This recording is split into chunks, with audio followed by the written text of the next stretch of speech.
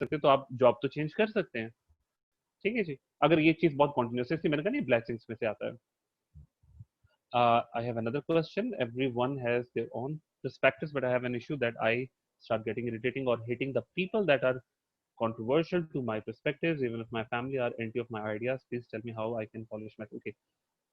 इसके लिए मिस आपने जो बात बताई, थोड़ा सा अगर मैं एक वर्ड बोलूँ तो आप अपनी ही शख्सियत पसंद करती हैं, which is not a good thing. आपके अंदर फ्लेक्सिबिलिटी और दूसरों की बात सुनने का हौसला जरूर होना चाहिए। Conflict of opinion is a very good thing. आप उसको सुने, उसको बेयर करें, बहुत अच्छी चीज होती है, करें आप बेशक अपनी ही।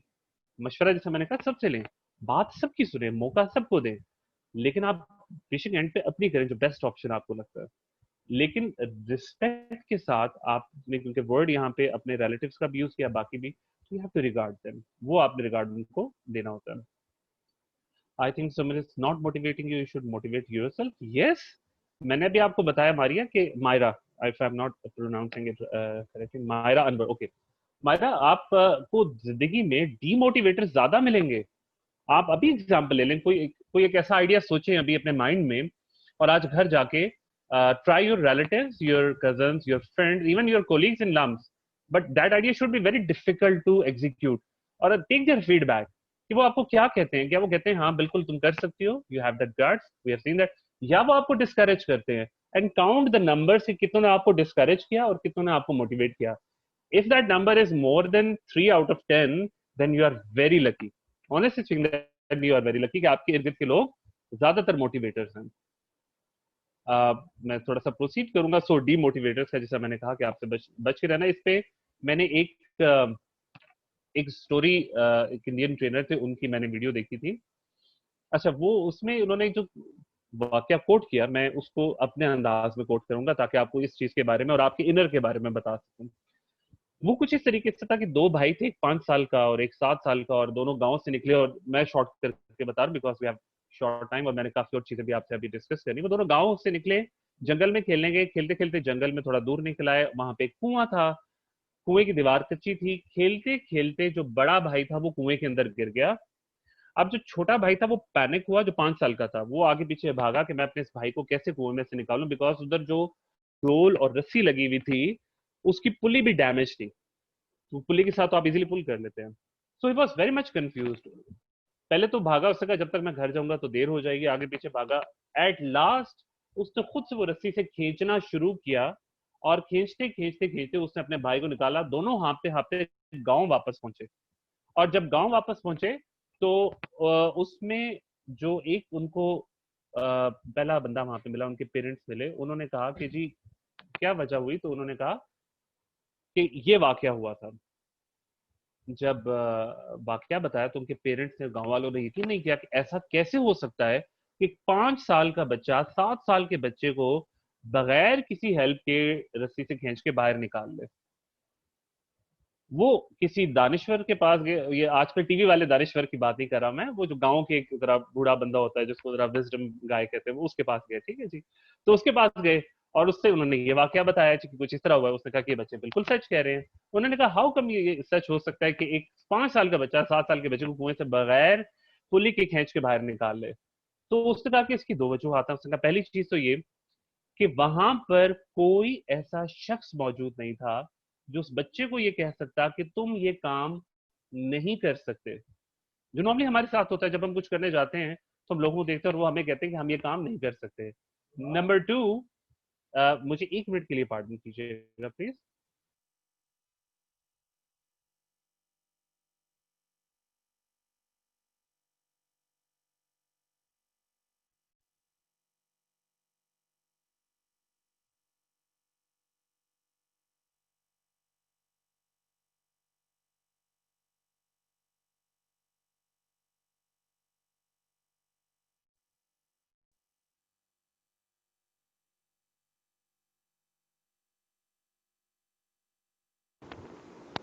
I am really sorry for this disruption.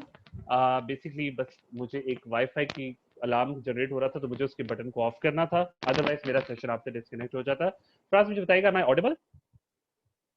Yes, sir, you are audible. Thank you miss, thank you very much.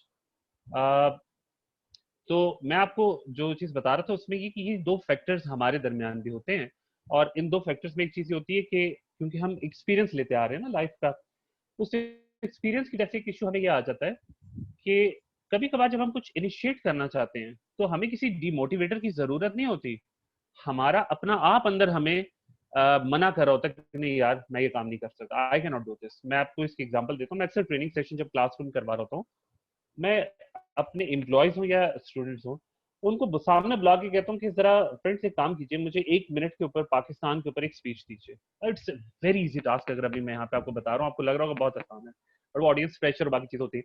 तो मेनली जब मैं कहता हूँ हैंड रेज योर हैंड्स और बताएं कि कौन आके अभी प्रेजेंट कर सकता है, 50-60 लोगों का कमरा भरा हुआ होता है और हार्डली 1 या 2 हाथ खड़े होते हैं, क्योंकि वो फियर फैक्टर होता है। और वो फियर फैक्टर क्यों, कोई और मना नहीं कर रहा होता उनको, वो अपने अंदर होता है कि मैं ये नहीं कर सकूंगा, उस फियर फैक्टर को आपने करना होता है। तो स्किल्स की मैं आपसे बात कर रहा हूँ अब, क्योंकि वक्त हमारे पास कम है और मैं कोशिश करूंगा क्वेश्चन आंसर्स भी हमारे पास साथ साथ आ रहे हैं। Okay, what if family want to choose your field but we don't want to join that field, how to satisfy ourselves by choosing this choice? Amna इसमें तो मैं कहूंगा कि that is again your choice. I don't agree with the point कि जहाँ पे family आपको आपकी फील्ड चूज करवा रही है, दिस इज स्ट्रेंज। जिस तरफ हम आप उनसे फ्रेंडली ओपिनियन जरूर ले सकते हैं, क्योंकि देखिए उनकी एक्सपर्टीज आपसे ज्यादा है, आपके पेरेंट्स हैं, आपके सीनियर्स हैं, उनकी एक्सपर्टीज आपसे ज्यादा है।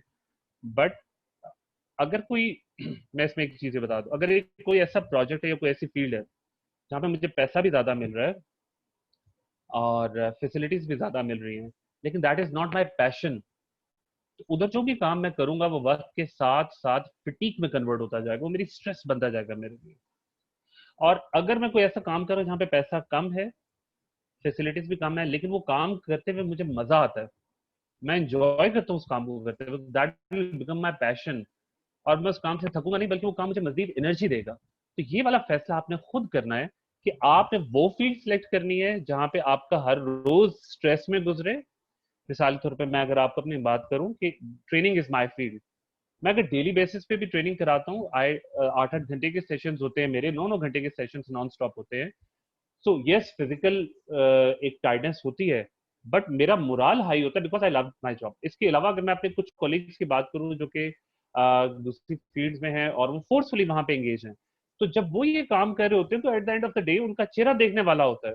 सो मैं सजेस्ट ये करूंगा कि you have to convince your parents, या उनके साथ इस चीज को निगोशिएट करें कि कैसे आप इस चीज को बेहतर कर सकते हैं। मैं स्किल्स की बात कर रहा था, तो जब आप प्रोफेशनल फील्ड में आते हैं, जैसे मैंने शुरू में कहा था कि आपको स्किल्स अपने साथ साथ डेवलप करने होते हैं। अगर आप अपने स्किल्स डेवलप नहीं करते तो एक सबसे बड़ा ड्रॉबैक ये होता है, मैं ये पिक्चर से आपको रेट कर देता हूँ कि जब आप किसी ऑर्गेनाइजेशन में काम कर रहे होते हैं ना, तो आप वहां पे अपना ब्लड, अपना जूस, अपना टाइम दे रहे होते हैं, क्विंच हो रहे होते हैं। With the passage of time दुनिया आगे जा रही होती है, तो अगर आप अपने स्किल्स डेवलप नहीं करते तो at the end of the day या कुछ अरसे बाद आप इस ऑरेंज की तरह रह जाते हैं जिसमें से सारा जूस निकल चुका होता है, and no organisation required this stuff. तो उस पर फिर वो वाले एक्सक्यूजेस आ जाते हैं, मैंने इस ऑर्गेनाइजेशन को 5 साल दिए, इसने मुझे क्या दिया। तो सवाल यह है कि आपने अपने डेवलपमेंट के लिए क्या किया। Organisation is never a charity organisation जो जहाँ पे आप काम करने जाते हैं कि जो आपको कुछ करें ना करें तो बस देते रहे। वो गवर्नमेंट जॉब में तो कहीं ना कहीं चल जाता है हमारे पास, बट स्टिल वहां पे भी आजकल जस्टिफाई नहीं होता। तो you have to develop your skills. आप या तो अपनी एजुकेशन को आगे बढ़ाते रहें, सर्टिफिकेशन की तरफ जाएं, एक्सपोजर गेन करें, डिफरेंट स्कॉलर्स के साथ बैठे, यानी कम्युनिटी ऐसी रखें जहां पे आप लोगों से सीख सकें, किसी भी फील्ड के एक्सपर्ट्स के साथ बैठे और उनसे चीजों को सीखें आप। We do have more questions, okay. मैं क्वेश्चन भी साथ साथ कुछ आंसर करते जाऊंगा, एंड भी हम इंशाल्लाह साथ साथ कुछ बिल्कुल क्वेश्चन आंसर सेशन कंप्लीट कर लेंगे। Okay, there is a question from Kiran. Ethical dilemmas occur almost in every sector, so if my boss urges me to do an unethical act in sector like bribery or any other unethical act, otherwise he'll fire me from the job, so what should I do in this situation?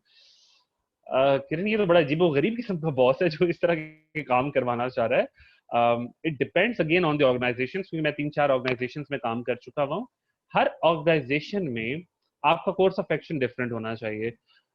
For example अगर मैं यूफोन की बात करूं, it's not a big deal. अगर मेरा boss मुझे इस तरह की अनएथिकल चीजों का कहेगा, मेरे पास एचआर ने इतने अच्छे रास्ते, स्ट्रॉन्ग वेज डेवलप किए हुए हैं कि ये वाला काम वो मुझे मजबूर नहीं कर सकता करने को, ठीक है।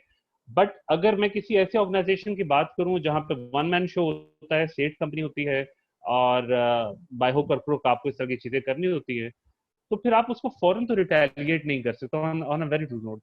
आप लेनी ब्राइबरी की अगर वो बात कर रहे हैं तो वो उसके सर पे है, और आप समहाउ यू ले सकते हैं कि वो उसकी कमांड को आपने फॉलो करना है। But on a longer note मेरे ख्याल में अगेन, बॉस आप चेंज नहीं कर सकते बट जॉब आप चेंज कर सकते हैं, क्योंकि अगर आप थ्रू आउट ये काम करते रहे तो आप अपनी वैल्यूज को डिस्ट्रॉय कर देंगे, और एक दफा आपकी वैल्यूज चेंज हो गई तो फिर आपकी शख्सियत वो नहीं रहेगी। How can I motivate my self? Lot of things you can do. आप अपने सोशल सर्कल में अच्छे लोगों को इंक्रीज करें। ट्रैवलिंग ऑन गुड लोकेशंस, ये आपको मोटिवेट करती है, नए लोगों से मिलना आपको मोटिवेट करता है। इवन मैंने एक जगह ये भी पढ़ा है साइकोलॉजिकली कि अगर आप मोटिवेटेड नहीं है, बहुत ज्यादा नहीं, बट कभी कभार अपनी सेल्फी लें और सेल्फी लेके सोशल मीडिया पे पोस्ट कर दिया करें, इससे भी आपको जरा थोड़ा सुकून मिलता है। बहुत ज्यादा आइसोलेशन में ना जाएं आप। सेलिब्रेट करें अपनी छोटी छोटी सक्सेस को, सेलिब्रेट किया करें। डीमोटिवेटर्स को अवॉइड करें जो कि आपको बड़ी जल्दी डिस्करेज करते हैं। हसासियत हमें हर किसी की डिफरेंट है। कोई आपका कुलीग होगा, उसको लोग 10 किस्म के ताने मारेंगे, उसके चेहरे पे मुस्कुराहट ही रहेगी, कोई फर्क नहीं पड़ेगा। कोई एक होगा, उसको किसी ने हल्का सा कुछ कह देना, उसने 3 दिन जो है ना गम में गुजार देने हैं कि पता नहीं कितना बुरा काम हो गया। तो अपनी हसासियत को आपने पहले थोड़ा सा मजबूत करना है। फियर फैक्टर कैसे ओवरकम कर सकते हैं? By facing the fear. उससे भाग के नहीं, उसको फेस करके। जो भी फियर है उसको फेस करें, उसका मुकाबला करें। ये मैं बिल्कुल भी नहीं कह रहा कि सड़क क्रॉस करनी है तो गाड़ी आ रही है वो फियर है तो गाड़ी के आगे खड़े हो जाए।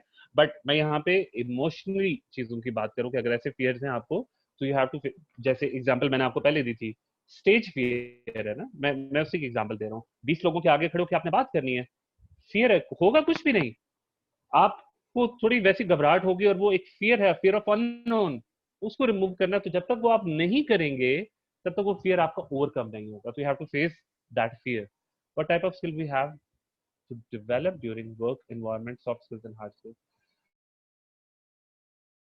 स्किल्स की बात कर रहे हैं तो टेक्निकल स्किल्स भी बहुत सारे हैं। फॉर एग्जांपल आप एमएस वर्ड की, आप प्रेजेंटेशन मेकिंग की बात करते हैं, रिपोर्ट राइटिंग की बात करते हैं। इवन अगर मैं सबसे बड़ी अहम बात करूं जिसका डायलेमा नजर आता है मुझे, that is email writing skill. Official जैसे यूफोन में हमारे सारा जो हमारी कम्युनिकेशन होती है that is through formal email. और अगर एक बंदा ईमेल लिख रहा है और उसकी लैंग्वेज और उसकी ग्रामर ठीक नहीं है, तो ऑनेस्टली स्पीकिंग उसका बहुत बुरा इंप्रेशन आता है।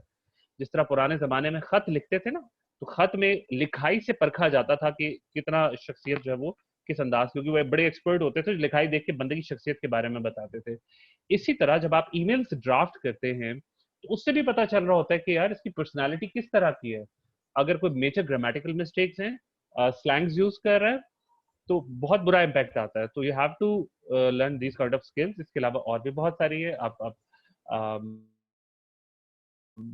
डिफरेंट सॉफ्टवेयर सीख सकते हैं जो आजकल इन हुए हैं। उसके बाद we have another question, depending on your field. I believe कि इसमें नुमान का सेशन था आप लोगों के साथ जिसमें उन्होंने कहा था कि आपने अपनी फील्ड के 6 स्किल्स देखने हैं। तो yes, you have to go for दो स्किल्स जो कि आपकी फील्ड के होंगे, जिस फील्ड में आपने जाना है, पहले से सीखे हैं, रिक्वायरमेंट पे नहीं कि जब जरूरत पड़ेगी फिर। How to deal with your fear of unknown, as I want to do internship but feared because environment will be changed from university to office. देखिए, मैंने जैसे आपसे कहा कि फियर तब तक दूर नहीं हो सकता जब तक आप उसे फेस ना करें। मतलब बचपन में या नॉर्मली अभी भी हम हॉरर मूवीज देखते थे ना, जिसमें वो एक अननोन का फियर होता था, और ज्यादातर हमें फियर फैक्टर उन मूवीज से मिलता था जिसमें मॉन्स्टर नजर नहीं आता था। ठीक है, जब मॉन्स्टर नजर आता था तो ये कहते अच्छा बस यही है ना, तो इसे ज्यादा से ज्यादा क्या कर लेना। So it's like that. मैं इसकी एक एग्जांपल देता हूँ। Evil dead was a movie which I watched इन 1994। जब इविल डेड मैंने 94 में देखी थी, मैं भी छोटा था, तो मैं जिसे कहते हैं ना कि गला मेरा खुश्क हो गया था, इतनी मुझे फेयरफुल मूवी लगी थी। Recently I watched with my cousins, और वो देख के मेरी मेरी हंसी नहीं कर रही थी कि यार इसमें तो कोई ऐसी चीज ही नहीं है जितना डर पहले बैठा हुआ था। सो अगेन, फियर इसी तरह का होता है, रुख उसके मुख्तलिफ होते हैं। You have to face it by all means. उसको बार बार इनकाउंटर करेंगे और आपका फियर खत्म होगा। अपने आप को इनकरेज करते रहें कि yes you can do it, you can do it वाला अपना एक अंदर इनकरेजमेंट आपने पैदा करनी है। Okay ji. How to deal with jealous people on workplace, उनको और जला के मजा आ सकता है आपको। जो देखिए जेलसी भी दो तीन तरह की होती है, एक प्रोफेशनल जेलसी होती है, एक पर्सनल जेलसी होती है। प्रोफेशनल जेलसी को हमारे कॉर्पोरेट इंडस्ट्री में अच्छा कंसिडर किया जाता है। वो इस तरीके से कि अगर पॉजिटिव सेंस ऑफ कंपटीशन नहीं होगी तो आप आगे नहीं बढ़ेंगे। तो पॉजिटिव सेंस ऑफ कंपटीशन आपकी होनी चाहिए ताकि आप वक्त के साथ साथ आगे बढ़ सके। लेकिन negative jealousy is a bad thing. Personal jealousy जिसको मैं कह सकता हूँ, उसको अवॉइड करने के लिए ऐसे लोगों को ऑफ कोर्स आप अवॉइड करें, क्योंकि वो ये ना फिर आप घर आए तो वो क्या कहते हैं उसे, मिर्चों से आपकी नजर उतारी जा रही हो या धुएं दिए जा रहे हो, तो उसको जरा आपने अवॉइड करना है। बंदे को अवॉइड क्या करें, ज्यादातर जो आपसे जेलस हो रहा है अपनी सक्सेस को तब शेयर किया करें जब उसको हासिल कर लें, पहले उसका ढिंडोरा मत पीटा करें। वॉइस मैन वंस जो मुझे मिले थे उन्होंने मुझे कहा था, मैंने उनको इस बात को बड़ा कहते हैं ना मजबूती के साथ अपने साथ बांधा था। उन्होंने कहा था कि देखिए दो चीजें, कि जब चढ़ता है सूरज तो सबको नजर आता है, उससे पहले ढिंडोरा पीटने की जरूरत नहीं होती। और व्हेन यू आर सक्सेसफुल, या कोई कोई जिस तरह प्रोजेक्ट की किसी ने बात की थी कि आपने कोई प्रोजेक्ट लॉन्च किया या कुछ किया है, सो आपको उसकी मनादी करनी होती है, आपको उसको प्रोपोगेट करना होता है। कैसे? उन्होंने दो जानवरों की एग्जांपल दी। उन्होंने कहा कि मछली जो होती है पानी में हजारों अंडे देती है, किसी को पता भी नहीं चलता, और मुर्गी एक अंडा देती है और पूरे मोहल्ले को बताती है कि उसने क्या काम किया। So whenever, sorry I can hear some background sound from somewhere. Okay, Dilkasha का मेरे ख्याल में गलती से मिस्टेकली अनम्यूट हो गया था। सो जब भी आप कोई अपना काम कर रहे हैं कॉर्पोरेट लेवल पे, यूनिवर्सिटी में कोई आपने प्रोजेक्ट किया, तो उसको प्रोपोगेट करना आपका अपना काम होगा। उसको बहुत अच्छे तरीके से प्रोपोगेट कीजिए, आगे उसको बढ़ाइए। How to increase social circle. Social circle आप सोशल साइट्स के जरिए, कोविड का सीजन है, सोशल साइट्स के जरिए इंक्रीज कर सकते हैं थ्रू लिंक्डइन, फेसबुक। लेकिन क्वालिटी लोगों को आप ऐड करें। हर किसी को ऐड करने से आप अपना काम खराब करेंगे। बहुत क्वालिटी लोगों को, सिलेक्टेड लोगों को ऐड करें और अपने सोशल सर्कल को इंक्रीज कर सकते हैं। फ्रेंड्स गैदरिंग्स हो सकती है। बट अगेन मैं बता रहा हूँ कि दैट डजंट मीन कि हर एरा गैरा नत्थु को आप ऐड कर लें। ठीक है, इससे आप अपने आप को और खराब करेंगे, क्योंकि our friend is known by the community keeps. You you should keep a very good community. How we can trust someone in practical life, because we don't know the intentions of other, you don't need to trust them. But अगर आपने late से colleague से करना है तो उस चीज पे पहले ट्रस्ट करके देखें जिसका नुकसान आप बेयर कर सकें, और अगर उस पर वो साथ देता है तो फिर आप ऐसा ऐसा आगे बढ़ते जाए। क्योंकि जब हम एज अ सोशल एनिमल हम साथ साथ रह रहे हैं, तो कहीं ना कहीं तो हमने एक दूसरे पे चीजें कायम रखनी है। बट क्रिटिकल चीजों के ऊपर आपने ट्रस्ट नहीं करना होता किसी पे, या उसका प्लान भी अपने जहन में हमेशा रखना होता है कि अगर ये रोल बैक कर जाए या ये इस तरह का काम ना करे तो फिर मुझे क्या करना होगा। सो ये आपने अपने जहन में चीज रखनी है कि प्लान बी के साथ आपने चलना। तो you don't think if you report to higher officials about my project and idea which boss was taking credit of, then it would be bad for me in future if boss will be, yes of course ऐसा होगा। But मैंने इससे कहा कि इसके steps होते हैं। Initially अगर आपको एक दफा ये फील हुआ है तो आप अपने बॉस से निगोशिएट करें, depending on the relation between you and your boss. वो रिलेशन कैसा है आपका है। uh, अगर तो वो रिलेशन ही आपका इतना बुरा है कि आप उसके साथ नहीं कर सकते, तो फिर आप इसकी रिपोर्ट करेंगे आगे। Depending on the organisation, yes ये हो सकता है कि जो ऊपर रिपोर्ट जिनको की जा रही है वही आपस में सारे रले मिले हैं। फिर मैं उसी पॉइंट पे दोबारा आ जाऊंगा। It's better to change the job instead of a boss. Boss आप चेंज नहीं कर सकते, और ये ब्लेसिंग होती है अगर आपका बॉस अच्छा हो। आपके चेहरे पे 24 घंटे मुस्कुराहट रहती है अगर ये तीन चीजें अच्छी हो, आपके neighbour, life partner and boss. ठीक है, तो इसके लिए दुआ भी किया करें, ये चीजें अच्छी रहा करें आपकी। Can you please repeat name of the book that you mentioned earlier? It's thick face black heart, भरा हुआ चेहरा जो डाइटिंग के बगैर हो जाता है, और काला दिल। ठीक है जी, जो ज्यादा स्मोकिंग से हो जाता है। Thick face black heart. Okay, so थोड़ा सा प्रोसीड करूंगा स्किल्स के बाद।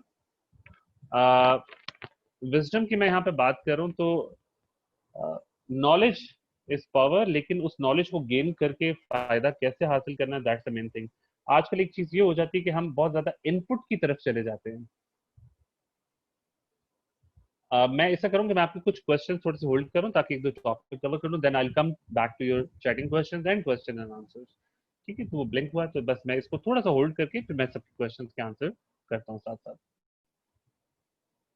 अम, मैं आपसे बात क्या कर रहा था कि नॉलेज इज पावर, बट उसमें एक चैलेंज ये होता है कि अगर तो आप सिर्फ दिमाग में नॉलेज को इन करते रहते हैं, जिस तरह पिछले 6 महीनों में ऑनलाइन ट्रेनिंग्स का जो एक काम है वो बहुत बढ़ गया था।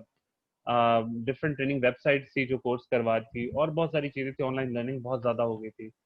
देखिए, मेनली एक चीज आपके ध्यान में रखिए, आप एक चीज अपने दिमाग में, मैं बातें कर रहा हूँ आपके दिमाग में जा रही हैं, जब तक इनकी प्रैक्टिकल इम्प्लीमेंटेशन नहीं होगी, this is a wastage, nothing else. आपने, मैंने कुछ बोला, आपने सुना, हमने टाइम वेस्ट किया, आप चले गए, मैं चला गया। विदाउट द प्रैक्टिकल लर्निंग की डेफिनेशन क्या है? लर्निंग की डेफिनेशन ये है कि it's a change in behaviour. अगर इस 2 घंटे में आपने कुछ सीखा, सो दैट सीखना will be the change in your behaviour. आप पहले हाथ से खाना खाते थे, मैंने आपको सिखाया कि आप चम्मच से खाना खाएं, नेक्स्ट टाइम आपने चम्मच से खाना शुरू किया, now that's a change in behaviour, and that's learning. So if you are not changing anything, तो इट्स जस्ट अ गपशप एंड नथिंग एल्स। ठीक है जी। सो विजडम में एक और चीज मैं आपको बताऊंगा कि नॉलेज क्योंकि खतरनाक चीज होती है। हजरत अली का एक मैंने कॉल पढ़ा था कि इल्म जो है वो बारिश के कतरे की तरह होता है। सांप के मुंह में जाए तो जहर बनता है, सीप के मुंह में जाए तो मोती बनता है। सो नॉलेज गेन करना is not a big deal, but उसकी इम्प्लीमेंटेशन कैसे है, नंबर वन। नंबर टू, आपकी ग्रूमिंग, जिसे तरबियत कहते हैं उर्दू में, आपकी ग्रूमिंग कैसे हुई हुई है। कभी कभार नॉलेज से ज्यादा आपकी ग्रूमिंग मैटर करती है। नॉलेज से ज्यादा आपकी ग्रूमिंग मैटर करती है कि आप किस तरीके से उस नॉलेज को लेकर चलते हैं। तो इंस्टीट्यूट्स जो कि सिर्फ नॉलेज सिखाते हैं, इसलिए नाकाम हो जाते हैं कि वो ग्रूम नहीं करते हैं। लम्स इसलिए फेमस भी है, नॉलेज के साथ ग्रूम करना, वैल्यूज सिखाना, पर्सनालिटी बिल्ड करना, that's a main thing. Without personality knowledge is nothing. आप उसका कोई इम्पैक्ट आपकी लाइफ में नहीं होता। Work from home make it more productive, इसके ऊपर मैं मुख्तसर बात करूंगा कि जब आप में से कभी कोई प्रोफेशनल लाइफ में जाता है और यही वाला चैलेंज आपको आता है जो आजकल आ रहा है कि हमें घर से काम करना पड़ता है, तो इस रूटीन में आपने कुछ चीजों को फॉलो करना है साथ साथ, because it's really hectic routine. Initially I feel good, मैं अपना एक्सपीरियंस बताता हूँ, आई फील गुड कि यार I am 24/7 at home, and I am doing my home, I am doing my official work, my trainings from my this laptop, and all the time I'm remains at home with my kids, with my family, with my parents. But eventually उसके side effect सामने आना शुरू हो गए। ठीक है जी। वो side effects एक दफा तो ये भी थे कि I was delivering a training, वो सुबह से लेकर शाम तक मेरी एंगेजमेंट थी, एंड माय मदर सेड कि ये काम कर दो, ये काम कर दो, नेक्स्ट सेड कि mom I am busy in doing my office work, तो अभी प्लीज मैं नहीं कर सकता। She again said that thing, और मैंने उनसे कहा कि अम्मी मैं आप ये समझते हैं मैं ऑफिस में, मैं यहाँ पे हूँ ही नहीं। And at the lunch time and I request my mother कि अम्मी मुझे प्लीज कुछ खाने के लिए दे दे, तो शी स्माइल्ड एंड सेड बेटा अब तुम ऑफिस में नहीं हो। So yes, there are challenges that we have to face while working from home.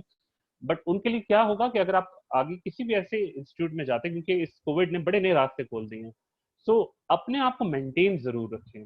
Lethargic lifestyle को आपने अडॉप्ट नहीं करना, मतलब you need to get dressed up, ताकि आपको एक वो एसेंस फील हो, आप अपने आप को मोटिवेट कर सकें, अपनी हेल्थ का ख्याल रखें, टाइम वेस्टर्स पे खास नजर रखें। This is very dangerous thing आजकल, ये टाइम वेस्टर के लिए बहुत अच्छा है। Games, TikTok videos and so many other stuff, तो बहुत कुछ आ गया है कि जिसमें 1 घंटा यूं गुजरता है और आपको पता ही नहीं चलता। तो अपने टाइम वेस्टर्स पे आपने नजर रखनी है ताकि प्रोडक्टिवली अपनी लाइफ को आप मैनेज कर सकें। वर्क लाइफ बैलेंस के ऊपर आने से पहले मैं अगेन आपके कुछ क्वेश्चंस ले लेता हूँ। How to prevent your boss from exploiting you? I worked very hard and better than my colleagues and ended up getting an obnoxious amount of workload, more than my colleagues, while we all were paid the same. देखिए, कई जगहों पे ना मैं ये कहता हूँ कि बॉस के साथ रिलेशन अच्छे रखने चाहिए आपको, बट कुछ चीज़ों में निगोशिएशन भी एक बहुत बड़ा स्किल है। ऐसा नहीं निगोशिएशन आपको फौरन आ जाती है, आपने अपनी बात मनवानी होती है इस तरीके से कि आप वो बदतमीजी वाले सेक्टर में भी ना आए। ब्लंट जिसको कहते हैं कि मैं तो सीधा सीधी सीधी मुंह पे बात करता हूँ, ये वाला फैक्टर यहाँ पे नहीं चलता ऑफिस में। ठीक है जी, कि भाई मुझे तो सीधी सीधी मुंह पे बात करने की आदत है, किसी को अच्छा लगे या बुरा लगे, दिस इज द हैबिट जो अक्सर मैं अपने कुछ कोलीग्स वगैरह से भी सुनता हूँ। तो ये this is not acceptable. You have to negotiate in a very sweeter way, and this is known as the sandwich approach. Sandwich approach is like the मीठा मीठा on the upper side and the lower side, and the खटा खटा is in between the lines. ठीक है जी। So when you negotiate, तो आपने अगर किसी को एक फीडबैक देनी है तो इस तरीके से आप उसको बता सकते हैं कि भाई ये चैलेंजेस हैं, you have to watch it again, उसको अच्छे तरीके से कन्विंस करने की कोशिश करें। एक्सप्लॉइट कर रहा है बॉस, तो you have to say something. देखिए आप अगर खामोशी से काम करते रहेंगे, तो किसी ने मुझे कहा था कि माँ भी बच्चे को दूध तब तक नहीं पिलाती जब तक बच्चा रोता नहीं है। ठीक है जी, जो सबसे करीबी रिलेशन होता है। So whenever it's kind of a bad thing that is going on around you, you have to speak it, but in a better way, because वहां पर रिलेशन माँ बच्चे का नहीं है, वहां पर रिलेशन कॉर्पोरेट है। तो आप you have to learn that techniques, negotiation skills के वहां पे आप इन चीजों को कैसे हाईलाइट करेंगे। There is another question, 1 year ago my sister was a best presenter as when she speaks everyone praises her, but once she experienced something bad during presentation, she is a presenter now. When she goes in front of people to speak, she becomes confused. Okay, जी, audience face करना is not an easy thing. Yes, I know. Sometimes it happens to me as well. After even 13 years of experience, कभी कभार आप जाते हैं, वो जो initial 15-20 seconds होते हैं, सांस फूलना शुरू हो जाती है, and you feel kind of shaky legs, क्योंकि वो आपने जरा अपना स्टेमिना कलेक्ट करना होता है। तो rehearsal is the only thing जो आपको मजीद मजबूत करता है इस चीज में। जहां पे भी आपने प्रेजेंट करना, उसकी जितनी दफा हो सकता है आप प्रैक्टिस जरूर करें, ताकि आपका कॉन्फिडेंस लेवल और बूस्ट कर जाए। जब कॉन्फिडेंस लेवल हाई होता है, फिर आप इजीली बात कर सकते हैं। वीडियोस उसकी बनाएं, आजकल तो वैसे वीडियोस का दौर है सारा। ठीक है जी, उसकी वीडियोस बनाएं और उसको खुद से देख के फीडबैक दें, कि आप जब खुद देखेंगे तो आपको पता चलेगा कहाँ कहाँ गलती हो रही है, उसको आप बेहतर कर सकते हैं। So Farhan Khalid, sir, working in a region, especially Pakistan, where mental harassment is often ignored and victim is usually ostracized for speaking against it, what should we do in that situation, especially in situation when quitting is not your call? Farhan, देखिए मेरे ख्याल में वहाँ पे मुझे कहते हैं ना कि जितने रास्ते उनको ट्राई करने की कोशिश करनी चाहिए, but I have the same experience in an organisation जहाँ पे क्विट करना वाज नॉट द ऑप्शन। सो मैंने बहुत सारे चैलेंजेस को ओवरकम करना शुरू किया, बट हर चीज में एक आपने अपना पैमाना देखना होता है। क्या आपके लिए वो मेंटल हरासमेंट बेयर करना आसान है, या इस जॉब को क्विट करना मुश्किल है, या मेंटल हरासमेंट सॉरी बेयर करना मुश्किल है। तो ये आपने फैसला लेना होता है। मैं उस ऑर्गेनाइजेशन की अगर बात करूं, तो अपना पर्सनल एक्सपीरियंस क्योंकि मैं शेयर करूं, तो शायद मैंने कुछ अरसा बेयर किया, देन आई रियलाइज कि नहीं, इससे मैं अपनी सेहत खराब कर रहा हूँ, इससे मैं अपने आप को खराब कर रहा हूँ। इवेंचुअली क्या होता है, when I came back to home, मुंह मेरा लटका हुआ होता था, दिन खराब होता था, किसी से हंस के बात करने को दिल नहीं करता था। So that's a bad thing. तो फैमिली लाइफ भी डिस्टर्ब, प्रोफेशनल लाइफ भी डिस्टर्ब, तो you have to take that decision. अगर आपको लगता है कि आप वो मेंटल, हाँ वो डिसीजन बहुत खराब है, then you have to bear it. और उसको, अगर आप कह रहे हैं ना कोई रास्ता ही नहीं उस मेंटल हरासमेंट को ओवरकम करने का नेगोशिएशंस के जरिए, बाय होक और क्रुक आपको बेयर करना ही करना है, तो देन फिर आप कोई और रास्ता तलाश करें जहाँ पे आप अपनी फ्रस्ट्रेशन या अपने आप को दोबारा से री एनर्जाइज कर सकें। लाइक अ फ्रेंड सर्कल, वो हर किसी के लिए डिफरेंट होता है। मिनिमम कुछ लोग एक सिगरेट, एक चाय के कप पे दोबारा से मोटिवेट हो जाते हैं, जरा डेली बेसिस की बात कर रहा हूँ। कुछ लोगों को गपशप चाहिए होती है, कुछ लोगों को गॉसिप चाहिए होते हैं। So try to find your key, कि आपका वो क्या चीज है जिसे आप दोबारा थोड़ा सा अपने आप को लाइफ में इन कर लेते हैं। Is there an easy and instant way to find out toxic people among our friends? No, my friend. मुनाफिक बंदे की पहचान तो बड़ी मुश्किल होती है। अगर हो जाए तो बहुत बड़ी बात है, आपको फीलिंग्स जरूर आ जाती हैं, बट मुनाफिक का काम ये होता है कि वो अपने आप को हिडन रखता है। टॉक्सिक पर्सन में भी लेवल्स होते हैं, कुछ इस तरह के होते हैं जो हर वक्त कंप्लेनिंग होते हैं। यानी मैं इसकी एग्जांपल ये दूंगा, क्योंकि हम वर्क लाइफ बैलेंस की बात कर रहे हैं। कभी आप कोई ऑर्गेनाइजेशन ज्वाइन करेंगे, आगे इंशाल्लाह अल्लाह आपके नसीब बेहतर करे, तो देयर आर चांसेस कि आपको कुछ लोग मिले और वो कहें कि ये कहाँ आ गए हो, कोई और अच्छी ऑर्गेनाइजेशन नहीं मिली थी, यहाँ पे तो आके फंस गए हो। ठीक है, इस तरह के आपको लोग मिलेंगे, ये टॉक्सिक पीपल है। um, या उसके अलावा आपके ऊपर भी कमेंट्स करेंगे जिससे आप डिस्करेज हों। तो उसके लिए बेहतर ये होता है कि पहली बात है कि उन लोगों के साथ सिटिंग कम रखें, मजबूरी है तो जब वो इस तरह के कमेंट कर रहे हैं तो प्यार मोहब्बत से उनको पहले समझाएं, नहीं तो फिर एक स्ट्रेट कॉल उनको जरूर दिया करें कि वो इस तरह के कमेंट्स आपके अवॉइड किया करें। We are expecting affecting by people how to behave ineffective to remain motivate all time. Okay, देखिए हर वक्त मोटिवेट रहना तो पॉसिबल नहीं है। ये नाम यहाँ पे नहीं लिखा हुआ जिन्होंने भी मैसेज किया है। हर वक्त मोटिवेट रहना बहुत मुश्किल काम है, और ना मेरी मोटिवेशन आ गई है by the way. Okay, motivate रखने के लिए मतलब मैं ये नहीं कहूंगा कि 24/7 आप मोटिवेट रहेंगे कि आज मैं ये कर लूंगा। इंसान है, अगर उतार चढ़ाव नहीं आएगा तो आप जिंदगी के सबक नहीं सीखेंगे। बट हर वक्त उतार में रहना ठीक नहीं है। उतार चढ़ाव is a good part of life, आप सीखते हैं सबक। सो ज्यादातर मोटिवेट रहने के लिए ट्राई आउट, जैसे मैंने कहा, लोगों को तलाश करें नहीं तो अपनी जात के अंदर देखें कि आपको किन चीजों से खुशी महसूस होती है, किन चीजों से आपका कुछ नया करने को दिल करता है, और वो कौन सी चीजें हैं कि जिसके बाद आपका दिल करता है कि आप सारा दिन बेड पे ही लेटे रहें और कोई काम ना करें। ठीक है, तो ये आपने अपनी पर्सनालिटी में खुद से साइकोलॉजिकली तलाश करनी है चीजें। Generally, when we see any motivational talk or video, we feel motivated for a few hours or few years, days, sometimes, but after that, we are again at the start of the cycle. How to retain that motivation? देखिए, अभी पहले सवाल से आपका सवाल Maham server आई या सवाल Maham is okay for me. Maham, पहले सवाल से रिलेटेड है, मोटिवेशन कभी भी परमानेंट नहीं होती है। मैं सैलरी की बात कर लेता हूँ। आज माहम आपको एक जॉब मिलती है 1 लाख रुपए की, आप एक्सपेक्ट कर रही थी लेट से 50,000 की, 1 लाख की जॉब मिल गई आपको। आपका जो मोटिवेशन होगा वो शुरू में तो पीक पे होगा, बट इवेंचुअली जब आप कुछ अर्सा गुजारेंगे वो मोटिवेशन नीचे आती जाएगी। वो 1 लाख रुपए अब हर महीने आपको वही मोटिवेशन या एक्साइटमेंट नहीं देगी। सो मोटिवेशन, मोटिवेशनल टॉक या वीडियोस की जो बातें होती हैं उसके लिए ये हो सकता है कि आप, मैं अपनी एक्सपीरियंस देता हूँ, मैं जब भी सर की कुछ चीजें सुनता हूँ मैं इनके नोट्स जरूर बना लेता हूँ। नोट्स बनाने के बाद अगेन, क्योंकि मैं जब आपको ये कह रहा हूँ कि लर्निंग की डेफिनेशन ये है, तो मैं इसको इम्प्लीमेंट फोर्सफुली करता हूँ अपनी लाइफ में। इंसान को काफी चीजें जो है ना आपके बिहेवियर के अगेंस्ट होती हैं, वो हमें खुद से करनी पड़ती हैं।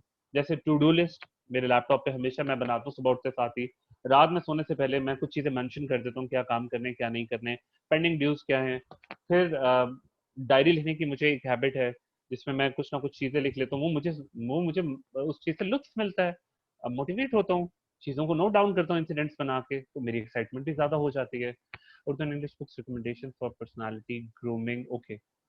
जैसे जैसे मुझे रिकॉल होता जाएगा सादिया, मैं आपको बताता जाऊंगा। Aamna, how to define our boundaries to daily environment, distraction and time management. ये बहुत जरूरी है, but that is again related to the time management. Time wasters को तलाश करना जरूरी है, और मैंने आपसे इस तरह कहा कि mobile is the biggest time Wester nowadays. आप टिकटॉक की वीडियो देखें तो उसमें वो एक शुगर की उन्होंने जो मजेदार किस्म की क्रेविंग रखी होती है ना कि 15 सेकंड बाद नेक्स्ट वीडियो तो नेक्स्ट वीडियो तो next, that's one factor. Facebook की बात करें और भी इंस्टाग्राम है, बाकी चीजें। आपने अपने टाइम को खुद से मैनेज करना है इस तरीके से कि ऐसी चीजें जिनकी प्रोडक्टिविटी लो है आपकी लाइफ में उनको अवॉइड करके प्रोडक्टिव चीजों की तरफ आए। बुक रीडिंग्स हैं, या कम्युनिटीज ऐसी ज्वाइन करें ऑनलाइन बेशक, जहाँ पे प्रोडक्टिव गुफ्तगू, और बहुत ज्यादा नहीं मैं कह रहा, थोड़ा सा सीखें, उसको शेयर करें आगे। रिटेंशन का ये एक और तरीका होता है, मैं अगर कोई मोटिवेशनल वीडियो देखता हूँ, मैं अगर कोई मोटिवेशनल ट्रेनिंग अटेंड करता हूँ, तो मैं उसको अपने बहन भाइयों से भी डिस्कस करता हूँ, अपनी फैमिली से डिस्कस करता हूँ, अपने पेरेंट्स के साथ बैठ के डिस्कस करता हूँ। उसकी रिटेंशन होना शुरू हो जाती है। रिटेंशन मीन्स कि मैं उसको बार बार डिस्कस करके रिटेन करता जाता हूँ और उसकी इम्प्लीमेंटेशन हाई होना शुरू हो जाती है। हाउ टू डिफाइन और बाउंड्रीज, अच्छा ठीक है, ये था आपका क्वेश्चन हो गया। थोड़ा सा मैं क्वेश्चन को पॉज करके प्रोसीड करता हूँ आगे। तो अगेन काम के लिए ये डिपेंड करता है वैसे, लेकिन कोविड की सिचुएशन में ज्यादातर लोग बहुत ज्यादा रिलैक्स्ड ड्रेसिंग की तरफ चले गए थे, और मैं उसमें हमेशा सजेस्ट करता हूँ ये सब कर सकते हैं, इतना कोई इशू नहीं है। बट अगर आप अपनी पर्सनालिटी को अपेरेंटली स्ट्रॉन्ग रखते हैं, स्टार्ट विद द होम, तो आपका इम्पैक्ट ऑटोमेटिकली अच्छा जाता है, इससे क्रेडिबिलिटी आपकी बनती है। यहाँ पे मैं बात करूंगा वर्क लाइफ बैलेंस की। इसमें एक बड़ा गोल्डन रूल है वर्क लाइफ बैलेंस में आपको, क्योंकि अभी अंडरस्टैंड कराना थोड़ा मुश्किल होगा being a student, but eventually मैं सिर्फ ये रूल बता रहा हूँ, इसको जहन में रखिएगा। वो रूल ये है, जब भी आप शाम में रात में अपने अपने सारे काम क्लोज करने के बाद सोने लगते हैं, तो दो फीलिंग्स का एहसास आपको होना चाहिए।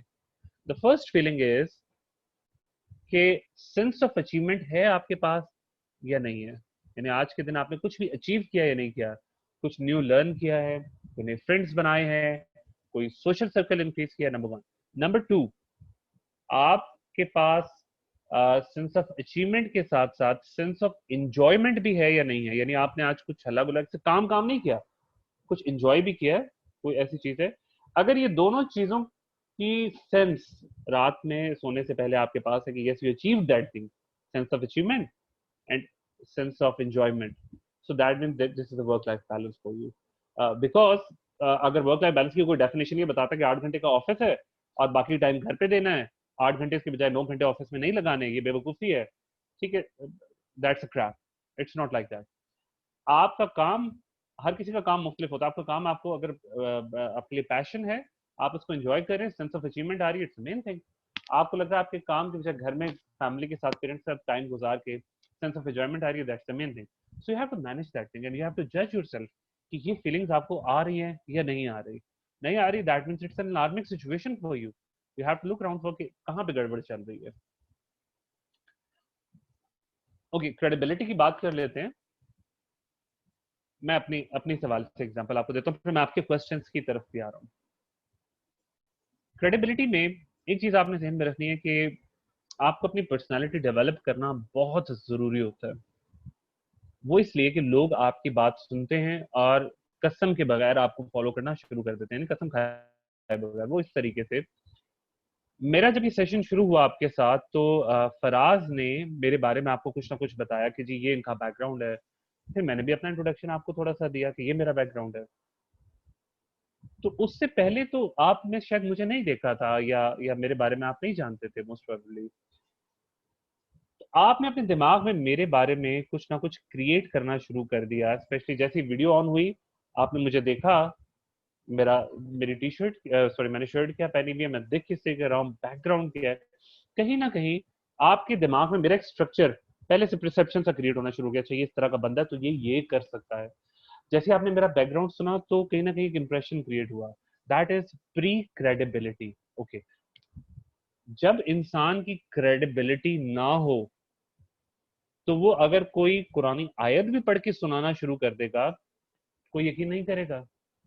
और जब इंसान की क्रेडिबिलिटी हो, एक्सेप्टेबिलिटी हो अच्छी, तो वो एक आम बात भी करेगा तो वो इकवाले जरी बन जाएगा, वो कोट बन जाएगा, कोटेशंस में आ जाएगा।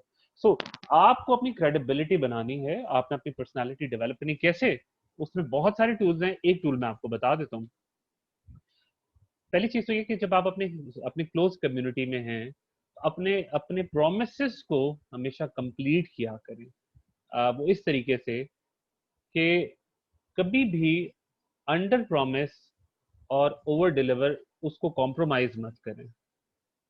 दैट, मैं इसकी एग्जांपल आपको जरा देता हूं ताकि आप इस चीज को समझ सकें। आप ऑफिस में हैं और ऑफिस का टाइम 5 बजे है, आपने घर वालों को कह दिया कि मैं 6 बजे तक आ जाऊंगा। आपने कह दिया मैं 6 बजे तक आ जाऊंगा, 6 is the time which you committed. 6 से 7 हो गए, 7 से 8 हो गए, तो आपने क्या किया, आप ओवर प्रॉमिस और अंडर डिलीवर कर गए। तो ऑटोमेटिकली आपकी जो एक्सपेक्टेशन थी घर आए तो वो शायद रवैया नहीं, मतलब बहुत ही बेसिक एग्जांपल आपको दे रहा हूँ, प्रोफेशनल एग्जांपल नहीं दे रहा अभी। सिमिलरली आपने 6 बजे का कहा और आप 5 बजे घर आ गए सरप्राइजिंगली, तो automatically will see the smiles on the faces. लोगों को अच्छा लगेगा क्योंकि आप वक्त से पहले आ गए, या वक्त पे भी आते हैं तो वो भी अच्छा लगता है। प्रोफेशनली इसको अगर मैं लेके चलूँ तो वो किस तरीके से होगा, एक्साइटमेंट में हम लोग बहुत ज्यादा ओवर प्रॉमिस कर देते हैं। कुछ प्रोजेक्ट्स होंगे, कुछ हमें टारगेट्स दिए जाएंगे तो हम कहेंगे यस ये तो हुआ हुआ बड़े आराम से कल तक करके आपको दे दूंगा। जब करने बैठते हैं और बाकी चैलेंजेस आते हैं भी रियलाइज नहीं आ रही, हमने जरा अपने सर पे ज्यादा काम ले लिया। तो आप जब भी खुश हो, एक्साइटमेंट में हो, तो बहुत ज्यादा प्रॉमिस मत करें, बल्कि बैठ के पहले सोचें कि इसके लिए रियलिस्टिक टाइम कितना रिक्वायर्ड है, ताकि आप आपकी क्रेडिबिलिटी कायम रहे कि बात ये जो करता है वो पूरी करता है। और हमारी पाकिस्तानी में नेचर है ना, तो हम जब भी दोस्त गैदरिंग के लिए जाते हैं और कॉल करके पूछ रहे हैं जी कहाँ पहुंचे, यार बस ये 5 मिनट में पहुंच रहा हूँ, मैं इस इशारे पे पहुंच और 5 मिनट में पहुंच रहा हूँ, और अभी साहब बिस्तर पे लेटे हुए होते हैं। तो ये बड़ी कॉमन सी चीज होती है, तो इससे लोग ये कहते हैं कि यार इस पे तो यकीन ही नहीं है, ये तो लेट ही करेगा। ये वाली चीज आपके साथ नहीं होनी चाहिए। This is again the bad thing. मैं कुछ क्वेश्चंस की तरफ आता हूँ और फिर आपकी इस चीज को भी एक्सप्लेन कर देता हूँ। But to do if you are not recognized by your corporate senior despite of your hard work and exceptional projects? I believe मैं इस क्वेश्चन का आंसर दे चुका था। ठीक है, चैटिंग में आई थिंक कुछ क्वेश्चंस हमारे पास पेंडिंग थे। ओके, युसरा अब्दुल कयूम कह रही हैं why I can't see others question. Faraz, क्या ये क्वेश्चंस बाकियों को विजिबल होते हैं जो मेरे पास आ रहे हैं? So the questions that haven't been answered yet are not visible, though the ones that are visible to them, including the typed answers if there are any. Okay, great. How to overcome the situation when you join a really good firm, and being from middle class people, they see you there in a way that how can they give like that. This is really pathetic. अगर कोई ये सोचता है कि जी ये middle class people है और ये चीज है, तो ये तो सोच ही बड़ी अजीब है। उस सिचुएशन को ओवरकम तो तब आप कर रहे हैं ना, क्योंकि साइकोलॉजिकली आपने इस चीज को एक्सेप्ट कर लिया कि आप उनसे कमतर हैं। तो मेरे ख्याल में पहली बात तो आपकी गलती है कि आप इसको मेंटली एक्सेप्ट क्यों कर रहे हैं कि this is your class and this is their class, और वो मुझे इस तरीके से देते हैं। माय फ्रेंड, अगर तो ये वाली सोच आप रख के जाएंगे तो ये तो आप खुद अपने आप को एहसास कमतरी में डाल रहे हैं। इसको अपने दिमाग से बिल्कुल दूर रखें। ऐसी कोई चीज नहीं होती कि कोई इस क्लास से आया तो कोई उस क्लास से आया है। ये आपके सारे यहाँ पे बैठा हुआ है, you have to avoid it. कैसे अवॉइड कर सकते हैं डिमोटिवेटर्स को? इसके लिए एक बड़ी अच्छी थीम है, वो ये है कि जो वो कह रहा है कि तुम नहीं कर सकते, उसको एज अ चैलेंज ले लें। जो डिमोटिवेटर होता है ना, उसको एज अ चैलेंज ले लें। मैंने क्योंकि वीडियोस इस सेशन में प्लान नहीं की हुई थी, there was a video of a frog जिसमें वो एक मेडिक जो है वो कुएं में गिर जाता है। It's a very famous video, और वो सुन नहीं सकता। तो जब दूसरे मेंढक होते हैं उसको कहते हैं कि तुम नहीं निकल सकते, कोशिश मत करो, तो देर जस्ट वेविंग हिम। और वो उसको ऐसा लगता है कि जैसे वो कह रहे हैं बाहर निकल सकता हूँ, और वो कोशिश करता है और बाहर निकल आता है। तो उसका उन्होंने जो कंक्लूजन था वो दिया हुआ था कि जब भी डिमोटिवेटर्स आपको टकरे हैं तो या तो डेफ हो जाए और उनके सिग्नल्स को चैलेंज के तौर पे एक्सेप्ट करें, but of course with a good conscious. ये ना कि अगला कहे कि नहीं यार तुम गाड़ी के आगे नहीं आ सकते, और आप भी कहेंगे मैं चैलेंज के तौर पे गाड़ी के आगे आके दिखाऊंगा। ये वाली चैलेंज नहीं, जो आपके लाइफ गोल्स की अचीवमेंट की बात कर रहा हूँ। बुक्स का मैंने आपसे कहा है कि ऑफकोर्स मैं आपको साथ साथ रिकमेंड कर दूंगा, जैसे जैसे मेरे जहन में जो मैं खुद पढ़ चुका हूँ, जो मैंने पढ़ी हुई है और मैं आपको उस हवाले से रिकमेंड कर सका वो करूंगा। मैं भी थोड़ी सी बात करता हूँ रिस्पॉन्स एंड रिएक्शन की, बड़ी मजेदार चीज है। इंसानों की ना डिफरेंट पर्सनालिटीज होती हैं, और उनकी पर्सनालिटी टाइप्स होती हैं। कुछ पैनिक पर्सनालिटीज होते हैं ऑफिस में भी, they can not bear the stress और डिप्रेसिव सिचुएशन को कंट्रोल नहीं कर सकते, पैनिक हो जाते हैं एकदम। आपने भी अपने इर्द गिर्द देखा होगा। कुछ तरह मिक्स होते हैं मेरी तरह, ठीक है, कभी होते कभी नहीं होते। और कुछ जो है ना, देर लाइक अल्फा मेल्स, मैं उनको कहता हूँ कि वो बड़े बड़े स्ट्रांग होते हैं, अल्फाज होते हैं। वो हर सिचुएशन में बड़ा कामली सोचते हैं। मैं इसकी एग्जांपल पहले आपको जरा एक कैजुअल वे में देता हूँ ताकि समझा सकूं, फिर मैं प्रोफेशनल की तरफ जाऊंगा। वो ये कि खुदा ना खास्ता अगर हम सारे लेट्स से क्लासरूम में बैठे हुए होते और अर्थक्वेक आता, ज़लज़ला आता, तो एक हमारे पास कैटेगरी होती है जो इतनी पैनिक होती है कि वो दौड़ के जाएगी। मतलब उसको समझ नहीं कि अगर दरवाजा खुला नहीं होगा, खुला होगा तो उसको टक्कर मारेगी, या कुछ लोग चीखना शुरू कर देंगे, कुछ लोग रोने लग पड़ेंगे। This is kind of a panic reaction. Reaction, panic reaction. कुछ लोग होंगे मेरी तरह के, वो क्या होगा, जब जल्जला आएगा पहले एक दूसरे की आंखों में देखेंगे वो क्या कर रहा है और वो क्या कर रहा है। अच्छा वो पैनिक हो रहा है, अच्छा वो भी पैनिक हो रहा है, मैंने भी पैनिक हो रहा है, ठीक है। तो वो जरा रिस्पॉन्सिव होते हैं, लेकिन रिएक्शन दूसरों से लेकर उनके रिएक्शन को फॉलो करना शुरू कर देते हैं। तीसरी कैटेगरी जरा स्ट्रॉन्ग कैटेगरी होती है। वो क्या करती है कि देखिए अच्छा जल्जला आ गया, ठीक है, दूसरों को भी कंट्रोल कर, खुद भी पैनिक नहीं होगी और दूसरों को भी कंट्रोल करेगी। ये मैंने एक बिल्कुल कैजुअल एग्जांपल से समझाने की आपको कोशिश की है। इस अर्थक्वेक की सिचुएशन को अब हटा दें, आप ऑफिस की सिचुएशन ला सकते हैं, आप अपनी यूनिवर्सिटी की सिचुएशन ला सकते हैं, आप अपनी फैमिली की सिचुएशन यहाँ पे रख सकते हैं, and now you can think of the people who are behaving like this. तो आप में से हर कोई यकीनन कौन सी कैटेगरी में आना चाहता होगा, आप अंडरस्टैंड कर चुके होंगे। तो वो कैटेगरी में आने के लिए आपको किस चीज की जरूरत होती है, दैट इज विजडम, सोच की। वो किस तरीके से कि रिस्पॉन्स एंड रिएक्शन की अगर मैं बात करता हूँ, reaction is kind of an animal nature. हम भी रिएक्ट करते हैं, जानवर भी रिएक्ट करते हैं, and response is more like through wisdom. Google के जो सीईओ हैं सुंदर पिचाई, उनका एक आर्टिकल था कॉकरोच थ्योरी के ऊपर। तो उन्होंने जी एक इंसिडेंट कोट किया था, एंड दैट वाज कि वो जी एक रेस्टोरेंट में बैठे हुए थे। मैं शॉर्ट करके बता रहा हूँ। रेस्टोरेंट में एक कॉकरोच उड़ता हुआ आया, एक खातून के ऊपर बैठा। खातून के ऊपर कॉकरोच बैठ जाए तो आप बहुत अच्छे तरीके से जानते हैं कि उनका क्या रिएक्शन होता है। एक पैनिक क्रिएट हो गया। जो वहां पे सर्व करने वाले थे वो कभी इस तरफ जा रहे थे कि किस तरह सिचुएशन को कंट्रोल करें, कॉकरोच वहां से उड़ा, उड़ते उड़ते दूसरी खातून के ऊपर गया।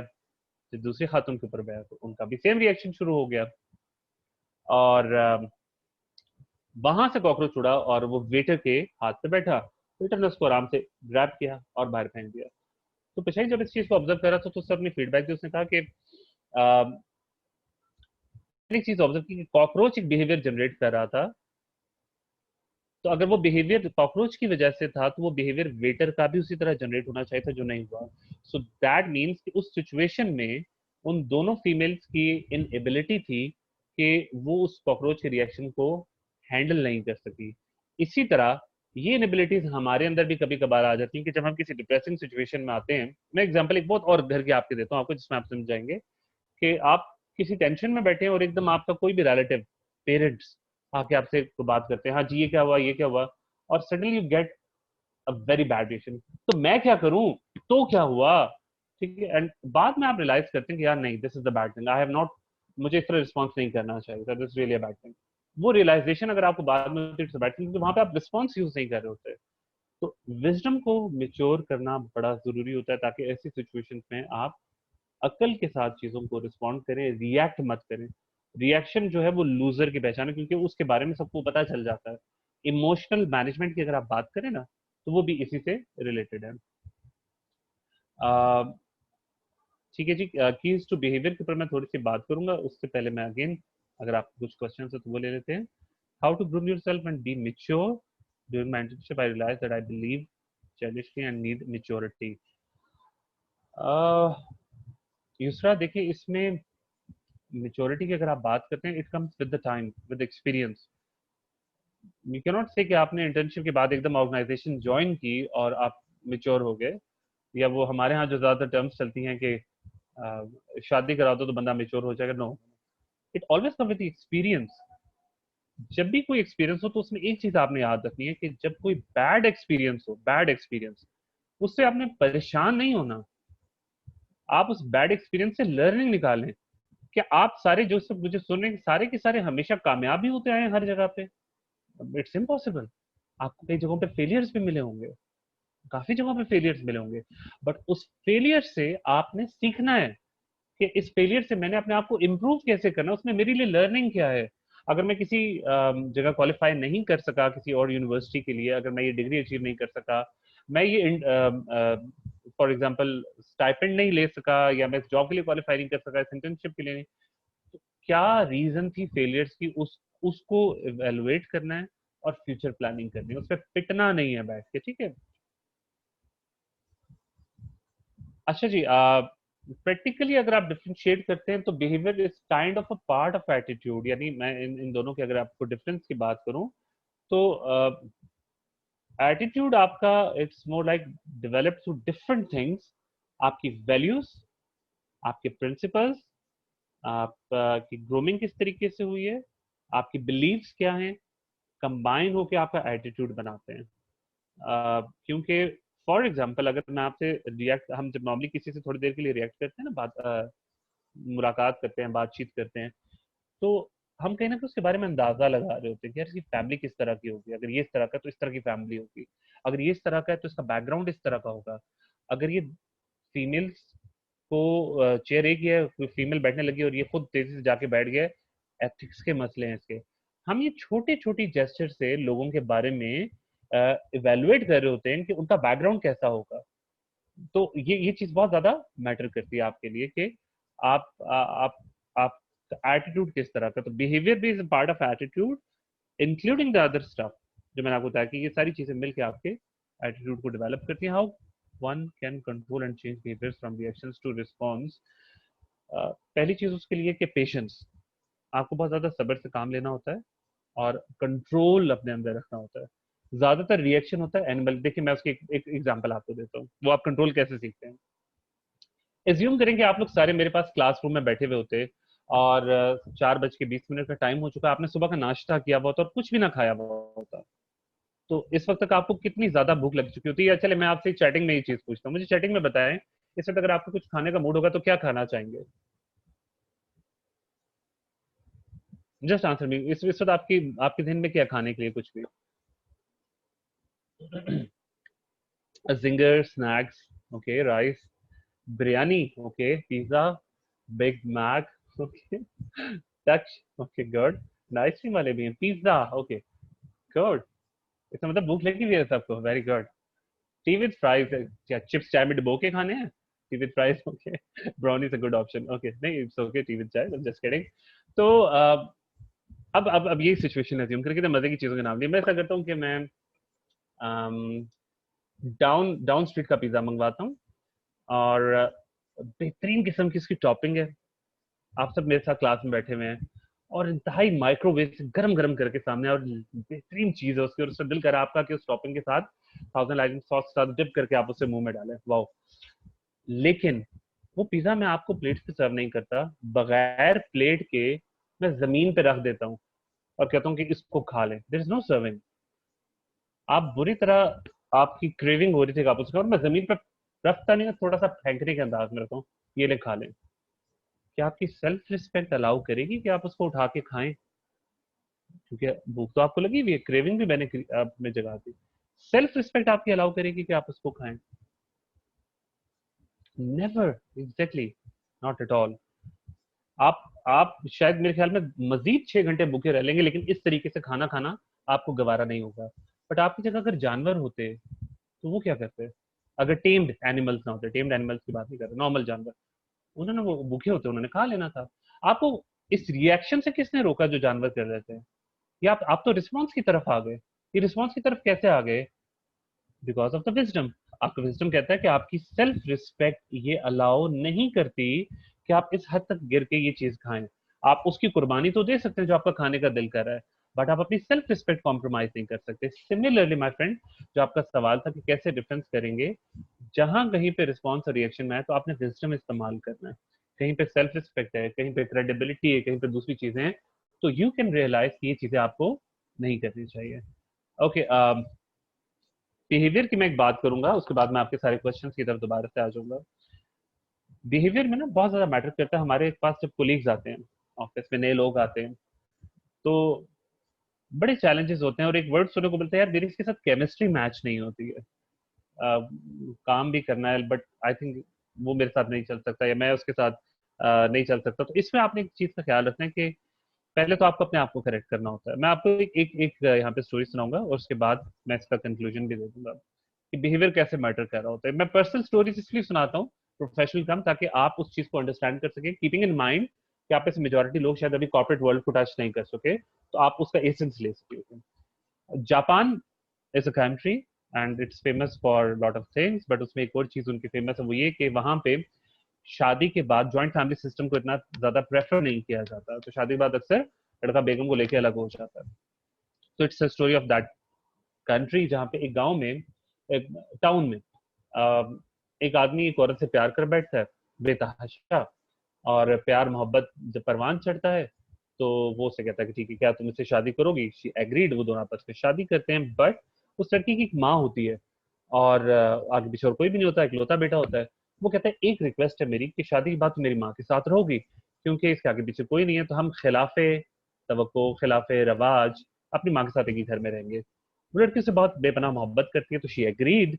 अब वो एक घर में रहना शुरू करते हैं, तो जब सास बहू एक घर में रहना शुरू हो जाए तो कोकिला बहन वाले काम शुरू हो जाते हैं, और झगड़े शुरू होना शुरू हो जाते हैं। तो वहां पे क्या हुआ कि झगड़े जब इस पीक पे चले गए, इस पीक पे, कि उस लड़की ने सोचा कि या तो मैं खुद को मार लूं, या मैं अपनी सास को मार लूं, I can not live here. और वो इतनी आजिज आ गई थी, इतनी हद तक चीजें ऊपर चली गई थी।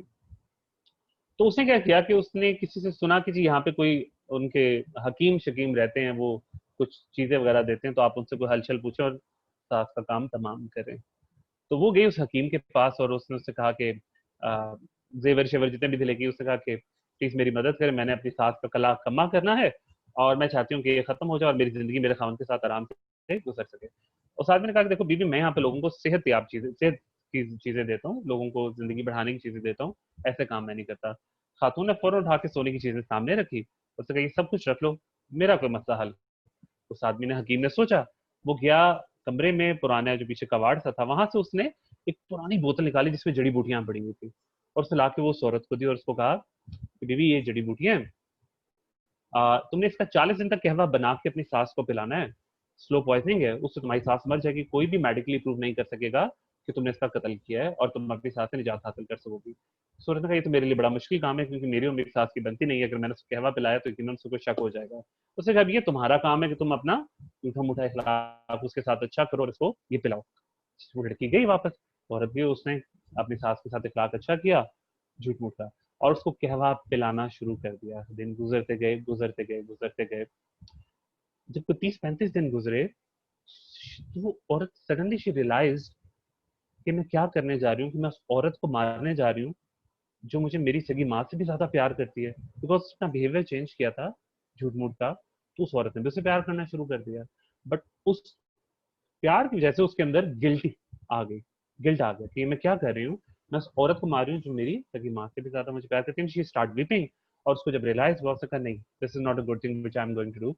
वो दोबारा उस हकीम के पास गई और उस हकीम से रो रो के कहा कि हकीम, इसका तोड़ बताओ, मैं नहीं चाहती कि मेरी सास मरे, मैं ये रियलाइज नहीं कर सकी थी कि वो मुझे मेरी सगी माँ से भी ज्यादा प्यार करती है।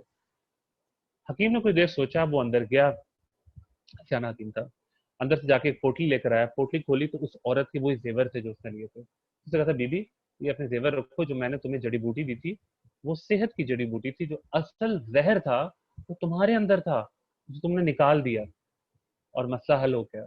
So conclusion of the story, असल पॉइजन हमारे अंदर होता है कभी कभार, जो हमें दूसरों में नजर आ रहा होता है। तो जब भी हम किसी नए इन्वायरमेंट में जाते हैं और हम लोगों को देखते हैं, तो पहली चीज होती है कि हम लोगों के बारे में परसेप्शन बना के अपने अंदर वो चीज क्रिएट कर लेते हैं। तो सबसे पहले तो हमें उस जहर को निकालना होता है और लोगों को एक्सेप्ट करना होता है, उनको मौका देना होता है एक दो दफा, ताकि वो हमें एक्सेप्ट कर सके। हाँ, कॉन्टिन्यूसली अगर आपके साथ एक बंदा प्रॉब्लमैटिक है तो फिर आप ये व्यू बना सकते हैं, बट इसके लिए भी ये डिसीजन आप अगर फौरन ले लेते हैं तो इसका मतलब आप बाइस्ड होते हैं। सो ये चीज भी यहाँ पे बहुत ज्यादा मैटर करती है कि आप अपने बिहेवियर को कैसे मैनेज करते हैं। So we have some other questions, हम उसकी तरफ भी बढ़ते हैं। How to practically differentiate and explain attitude and, अच्छा ठीक है मैंने आंसर कर दिया था। How one can control and change behaviour from reactions to response, that has also been answered. My university professor asked for volunteers to be co-authors of his book. For first phase, he selected 3 students. I sent my application, and he said I will be considered for next phase in last of July. I again contacted him, and he replied he will contact me soon. Since then, I have not heard from him. I think he is not much serious on selecting more students from my batch. I feel a bit rejected. What should I do?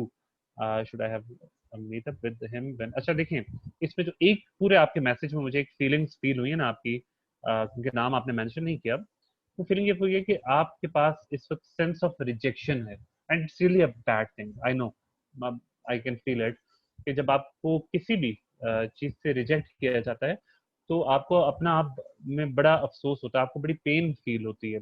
उसको overcome करना बड़ी जरूरी होता है कि आप अपने उस फीलिंग को खत्म कर सकें कि यार आई एम अ लूजर। उस फीलिंग को खत्म करने के लिए बिल्कुल आप उनसे बात तो कर सकते हैं। देखिए, अपॉर्चुनिटी के सारे दरवाजों को नॉक किया करें, ताकि बाद में कोई रिग्रेट ना रह जाए कि काश मैंने ये किया होता या काश मैंने वो किया होता। सारे दरवाजों को नॉक करें, उससे बात जाके करनी है, निगोशिएट करना जरूर करें, पूछे रीजन क्या है। जब हर तरफ से आपको पता चल जाए कि अब कोई दरवाजा नहीं रहा और अभी भी आपको ये फीलिंग तंग कर रही है, सेंस ऑफ रिजेक्शन तंग कर रही है, तो कोई ना कोई ऐसा काम करें जिससे आपको सेंस ऑफ अचीवमेंट मिले। कोई ना कोई ऐसा काम करें।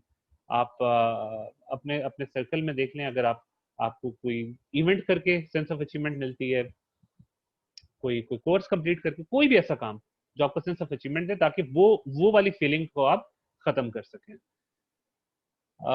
ओके जी, उसके बाद माहम आपको question, there are things we know like we shouldn't care what people say or we don't have to panic, but when situation appears we unintentionally react. The same happens with me a lot and help me out. देखिए, इसमें आप खुद से पहली बात तो है कि हम एडमिट कर रही हैं कि कुछ ऐसी सिचुएशंस होती हैं जहाँ पे आप रिएक्ट कर जाती हैं। जब आप रिएक्ट करती हैं उन खास सिचुएशंस में, तो कभी आप सिर्फ बैठ के ये सोचिए कि वो सिचुएशंस कौन सी हैं जहाँ पे आप रिएक्ट कर रही हैं और रीजन क्या रिएक्शन का। क्योंकि देखिए, वो रिएक्शन का नॉर्मली वजह होती है कि गुस्सा, ये पहली चीज होती है। एंगर मैनेजमेंट इसी को कहते हैं।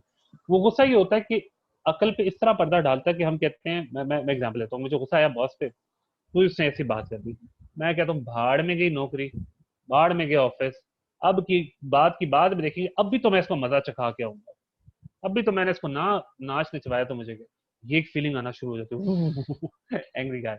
तो वो फीलिंग आपने कंट्रोल करनी होती है। ठीक है, वो कंट्रोल किस तरीके से करते हैं, get out of the situation, उस सिचुएशन से अपने आप को एग्जिट करें। अगर आपको लगता है आप बर्स्ट हो जाएंगे वहां पे, उस सिचुएशन से बाहर निकलें, पानी पिए, सांस लें, किसी से ऐसे बात करें जिससे आपको तसल्ली मिले। ठीक है, तो वो सिचुएशन को पहले मिनिमाइज करें, फिर दोबारा बैठ के सोचें कि वहाँ पे बेस्ट काम आपको क्या करना था।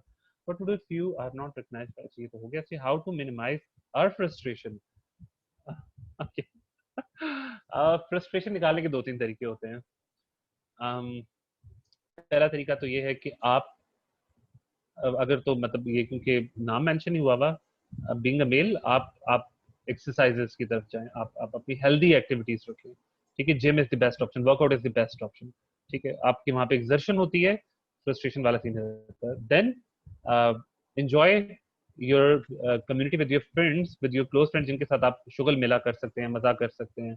ठीक है, अगर तो आप बहुत ही इंट्रोवर्ट किस्म के पर्सन हैं और you don't have any social circle और आपके पास ना कजन्स हैं ना ऐसा की चीजें हैं, तो किसी ऐसी तन्हाई वाली जगह पे बैठे जहाँ पे थोड़ा सुकून हो, और वहां पे अपनी सोचों को निकाल के एक दफा, जिसे कहते हैं ना कैथारसिस, सेल्फ कैथारसिस, अपने आप से बातें करें, बोल के बातें करें, जहाँ पे कोई तीसरा सुन ना रहा हो, आपको दूसरा भी ना सुन रहा हो।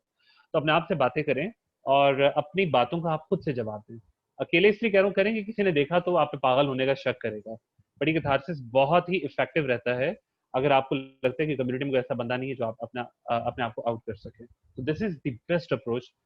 बट स्टिल मैं कह रहा हूँ कि ये देख के बैठिएगा, क्योंकि एक दफा मैं भी कैथारसिस कर रहा था, तो मेरे एक कजन आ गए और वो उन्होंने जाके बता दिया कि इसके ऊपर कोई जादू टोना हो गया, ये अपने आप से बातें करके जवाब दे रहा है। तो इस चीज की जरा एहतियात कीजिएगा। How to handle your situations in which you are asked to do something beyond your capabilities। देखिए नूर, इसमें ये डिपेंड करता है कि ऐसी सिचुएशन में आपको डाल रहा कौन है। इंसान को अपनी सारी कैपेबिलिटीज का नहीं पता होता, वो सिचुएशन आने पे सामने आती है। हमारे अंदर इतना जखीरा है ना नॉलेज का, या इतनी हमारी स्किल्स हैं कि हमें खुद भी नहीं पता होता। तो ऐसी सिचुएशंस हमें मौका भी देती हैं कि हमें पता चल जाए कि हम यहाँ पे क्या करते हैं। अब आप अगर कह रही हैं, लेट्स से मैं सिचुएशन को ऐसे क्रिएट करता हूँ जिसका रिजल्ट आपको पहले से पता है कि फेलियर है, और क्योंकि आपने पहले भी एक्सपीरियंस किया हुआ है, तो उस एक्सपीरियंस की बेसिस पे देखेंगे उस फेलियर को कैसे सक्सेस में कन्वर्ट किया जा सकता है, उस फेलियर को लर्निंग बनाए। अब बाकी सिचुएशन को अवॉइड करने की बात है, तो अगर आपको सिचुएशन की एग्जांपल देती तो मैं शायद उससे ज्यादा अच्छा रिलेट कर सकता था आपके पॉइंट ऑफ व्यू को। Sir, I have been rejected from 8 opportunities this summer, but I do not care about those and I have kept moving on. Am I normal? Yes, of course you are normal. It's completely a normal thing, and hats off to you कि आप अपने अगर अपनी motivation इस पे कायम रखी हुई है, because this is a great thing. Rejections होना या अपॉर्चुनिटीज का नाम मिलना, obviously it's a very common thing now days. Competition tough होता जा रहा है, अपॉर्चुनिटीज रिड्यूस होती जा रही हैं। हालात कोविड के पहले ही फाइनेंशियल हालात ठीक ने, कोविड ने और काम खराब किया। तो ऐसी सूरत में अगर आपने अपने आप को मोटिवेट रखा हुआ है, it's totally normal, but it's really good thing. Is it about idea or the one who do not do it better and possess credit? More precisely, somebody has written something and some other being has better presentation in terms of writing with। बिल्कुल आपने बहुत ही अच्छी बात के लिए बता। देखिए, जो दुनिया में सबसे मुश्किल काम होता है ना, वो कम्युनिकेशन होती है। वो किस तरीके से कि आपके जो दिमाग में चीजें हैं ना, वो पिक्चर्स की सूरत में है। आपने उन पिक्चर्स को वर्ड्स में कन्वर्ट करना है, लेकिन इस तरह के वर्ड्स में कन्वर्ट करना है कि जब आप अगले से बात करें तो उसके दिमाग में वही नक्शा क्रिएट करें। मैं अक्सर सेल्स की ट्रेनिंग करवाता हूँ, तो सेल्स की ट्रेनिंग में भी मैं ये बात करता हूँ कि हमने, क्योंकि सेल्स में क्या करना होता है, एक बंदे ने, उसने जो कस्टमर सामने होता है उसके दिमाग में ये चीज बनानी होती है कि भाई ये जो चीज मैं सेल कर रहा हूँ ये तुम्हारी नीड है, इसके बगैर तुम रह नहीं सकते। तो वो अपनी बातों से, अपनी चीजों से उसके दिमाग में नक्शा क्रिएट करता है। लफ्ज ही तो होते हैं उसके पास, और क्या होता है। So idea is is a combination of images in your mind. अगर आप उसको अच्छे वर्ड्स के साथ एक्सप्रेस नहीं कर सकते, it's a failure. So there are thousand of ideas in every person mind.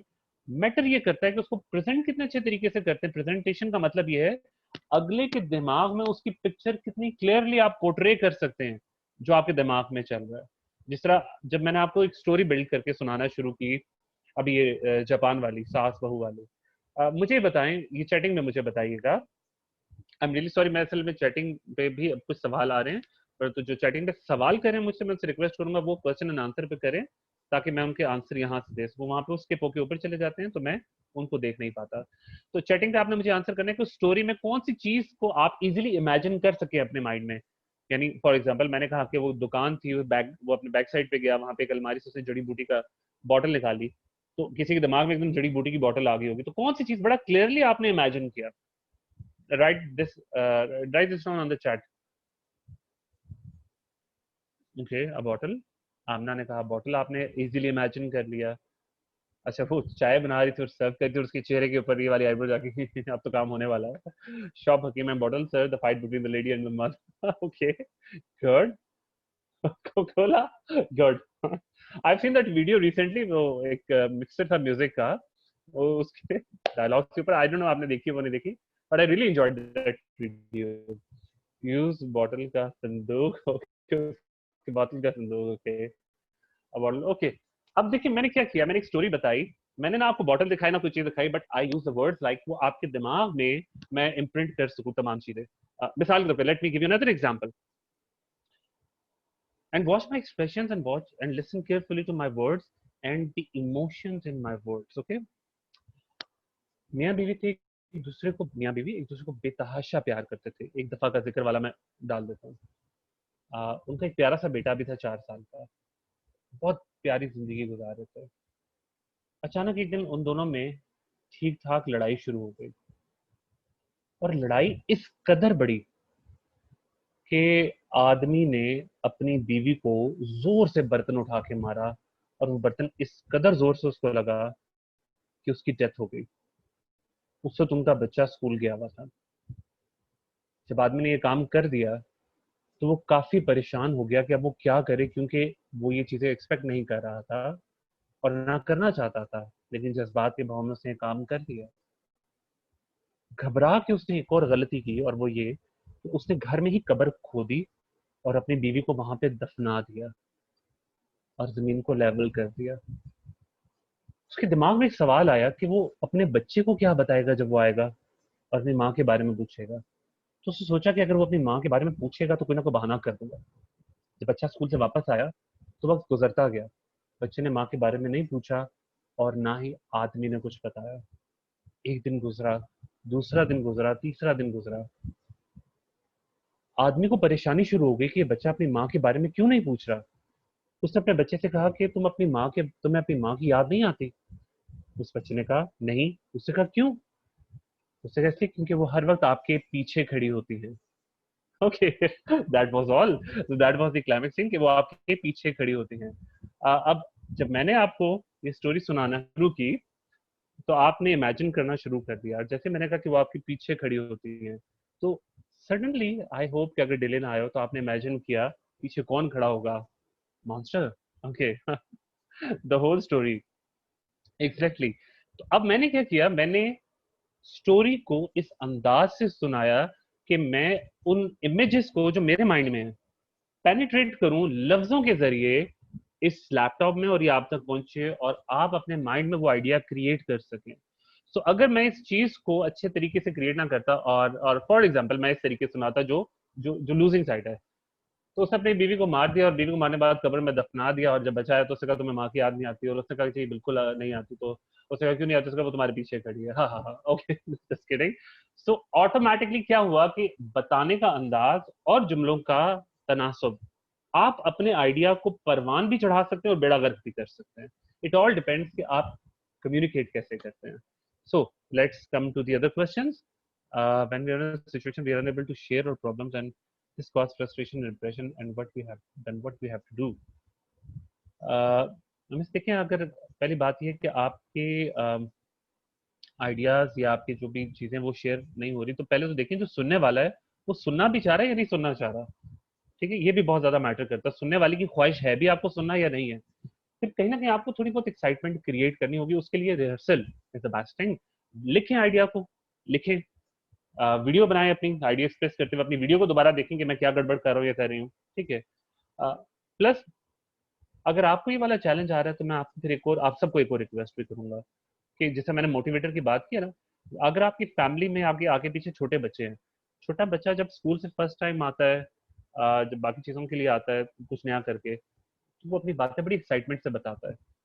तो आप हमेशा उसको उसी एक्साइटमेंट से जवाब देते हैं, अच्छा फिर क्या हुआ, ओके, ये एक्साइटमेंट आप उसे शो करते हैं, जिससे वो और इनकरेज होता है और वो आपको और चीजें बताता है। और अगर आपसे कहते हैं अच्छा ठीक है बाद में बात करते हैं, तो उसके अंदर एक डिस्करेजमेंट आती है। बच्चा तो बड़ा हो जाता है, हम सब बड़े हो चुके हैं, लेकिन वो बच्चे वाली ख्वाहिश हम सब के अंदर होती है। हम सब कहीं ना कहीं एप्रिसिएशन चाह रहे होते हैं, हम सबको कहीं ना कहीं तरक्की चाहिए होती है, हम सबको कहीं ना कहीं तारीफ चाहिए होती है। सो आप कम से कम सारे वो बन जाएं जो दूसरों को ये तारीफ करें। Can you please share the recording also? Bilal, I am really sorry, मैं आपकी बात समझ नहीं सका। रिकॉर्डिंग से क्या मुराद है आपकी? आप इस ट्रेनिंग की रिकॉर्डिंग की अगर बात करें तो for that you can Faraz से आप डिस्कस कर सकते हैं, अगर मैंने आपका क्वेश्चन सही अंडरस्टैंड किया है। How to face rejection? मुश्किल काम है, मैं ये नहीं कहूंगा कि बहुत आसान है रिजेक्शन। जब फेस कर ले, पहली बात तो ये है कि मैं इसके लिए एक और एग्जांपल आपको देता हूँ। वंस अपॉन अ टाइम मैं ऑफिस में था और मैं सीढ़ियों से गिरा, हमारी स्टेशन से मैं गिरा, अल्हम्दुलिल्लाह मुझे चोट चोट नहीं लगी, ठीक है। सडनली मैं खड़ा हुआ और मैं खामोशी से चलने लगा। मेरी पहली नजर ये थी कि कितने लोग मुझे देख रहे होंगे, कितने लोगों के चेहरों पे स्माइल होगी। It's was kind of an embarrassing situation. चला गया, रोला शोला नहीं डाला। रिजेक्शन की कम बेश साइकी से मिलती जुलती है। जब आपको कोई रिजेक्शन मिले तो रिजेक्शन फेलियर को इमोशनली मैनेज करना है और लोगों को जाहिर नहीं होने देना कि आपके साथ बुरा हुआ है, ठीक है। क्योंकि शुरू में मैंने पहले भी एक बात की थी, मजलूम वाला काम नहीं करना कि लोग आपके ऊपर आके तरस खाएं। जिसके ऊपर लोग तरस खाते हैं ना, उसकी वैल्यू नहीं करते। So don't be that person कि जिस पे लोग आके बेचारा बहुत जुल्म हुआ उसके साथ। Never get this thing. अपने आप को स्ट्रांग रखें, क्रेडिबल रखें। रिजेक्शन आ गया, but keep your self strong. Is it normal that always prefer working alone rather than in team? Depends on the attitude. ये नॉर्मल ही है। कुछ लोग मशीन्स के साथ काम करना पसंद करते हैं, कुछ लोग सोशली काम करना पसंद करते हैं, यानी इंटरेक्शन उनका होता है तो उनको अच्छा लगता है। मैं आपको अपनी एक एग्जांपल इसमें देता हूँ। मैं पहले एक ऑफिस में काम करता था जिसमें हमारा फ्लोर होता था, और ऑन द सेम फ्लोर हम 100-150 लोग बैठते थे। उस फ्लोर पे जीएम्स भी होते थे, मैनेजर्स भी होते थे, एएम्स भी होते थे, एग्जेक्टिव्स भी होते थे। हम इक्वली बैठ के आपस में इंटरेक्ट करते थे। तो सुबह से लेकर शाम तक काम के साथ साथ गपशप रहती थी। मैंने ऐसी जगह पे भी काम किया जहाँ पे मुझे एक ऑफिस मिल गया, बंद कमरा सब कुछ, बस जब मंगवाओ चाय मंगवाओ, या खुद निकल के कहीं जाना पड़ता था। तो इनिशियली जब ट्रांजिशन हुई तो आई फील रियली बैड कि यार यहाँ पे तो सिर्फ कंप्यूटर है, या मैं हूँ, या फोन है। ह्यूमन फैक्टर मैं मिस कर रहा था। तो मेरे लिए वो चीज़ काफी चैलेंजिंग थी, उसको ओवरकम करना। लेकिन कुछ लोग ऐसे होते हैं जो कि लोगों के साथ बैठना पसंद नहीं करते। यानी उनको ये अच्छा नहीं लग रहा होता कि कोई उनके लैपटॉप की स्क्रीन को वैसे आके देख रहा हो, या कोई उनके पीछे वैसे ही खड़ा हो जाए। या अक्सर लोग मोबाइल पे काम कर रहे होते हैं तो कोई तीसरा वैसे खड़ा होकर देखने लग पड़ता है कर क्या रहा है। तो दे गेट इरिटेटेड, वो कहते हैं जी नहीं, मुझे जरा आइसोलेशन में काम चाहिए। तो ये आपके अपने, बट अगर आपकी जॉब की नेचर उसके अगेंस्ट है तो फिर आपको उसके साथ सर्वाइव करने के लिए अपनी हैबिट्स को इम्प्रूव करने की जरूरत होती है। How do you hide your laugh during storytelling? अच्छा, practice means the man perfect, even a woman.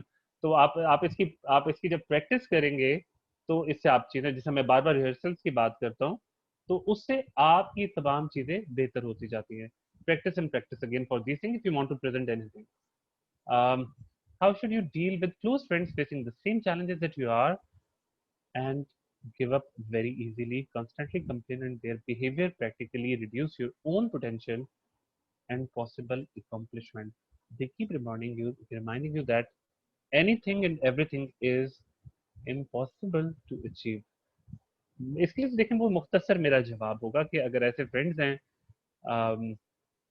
Close friends हैं, ना छोड़े उन्हें। बट जब वो इस तरह की बातें करते हैं, मुस्कुरा के उनकी बात सुने और उस बात को एज अ चैलेंज ले लें।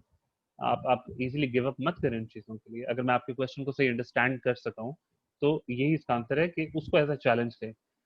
दुनिया में मेजॉरिटी लोग आपको चीज़ों को इम्पॉसिबल ही कहेंगे या मजाक उड़ाएंगे, लेकिन आप देखें कि जो भी अनहोनी चीज़ें दुनिया में लोगों ने बर्पा की है, वो ज़्यादातर उन्हीं लोगों ने की जिनको हर बंदा ये कहता था ये नहीं कर सकता। Exactly the situation, no one is listen to agree, they have shown no interest towards listening. This is why I can't share opinion and ideas. अगर देखिए आपकी कोई बात नहीं सुन रहा ओपिनियंस एंड आइडियाज के हवाले से, तो क्या आप लोगों को सुन रहे हैं जो जिन्होंने भी मैसेज किया, because you didn't mention your name, आप लोगों को सुन रहे हैं, आप लोगों की बातों को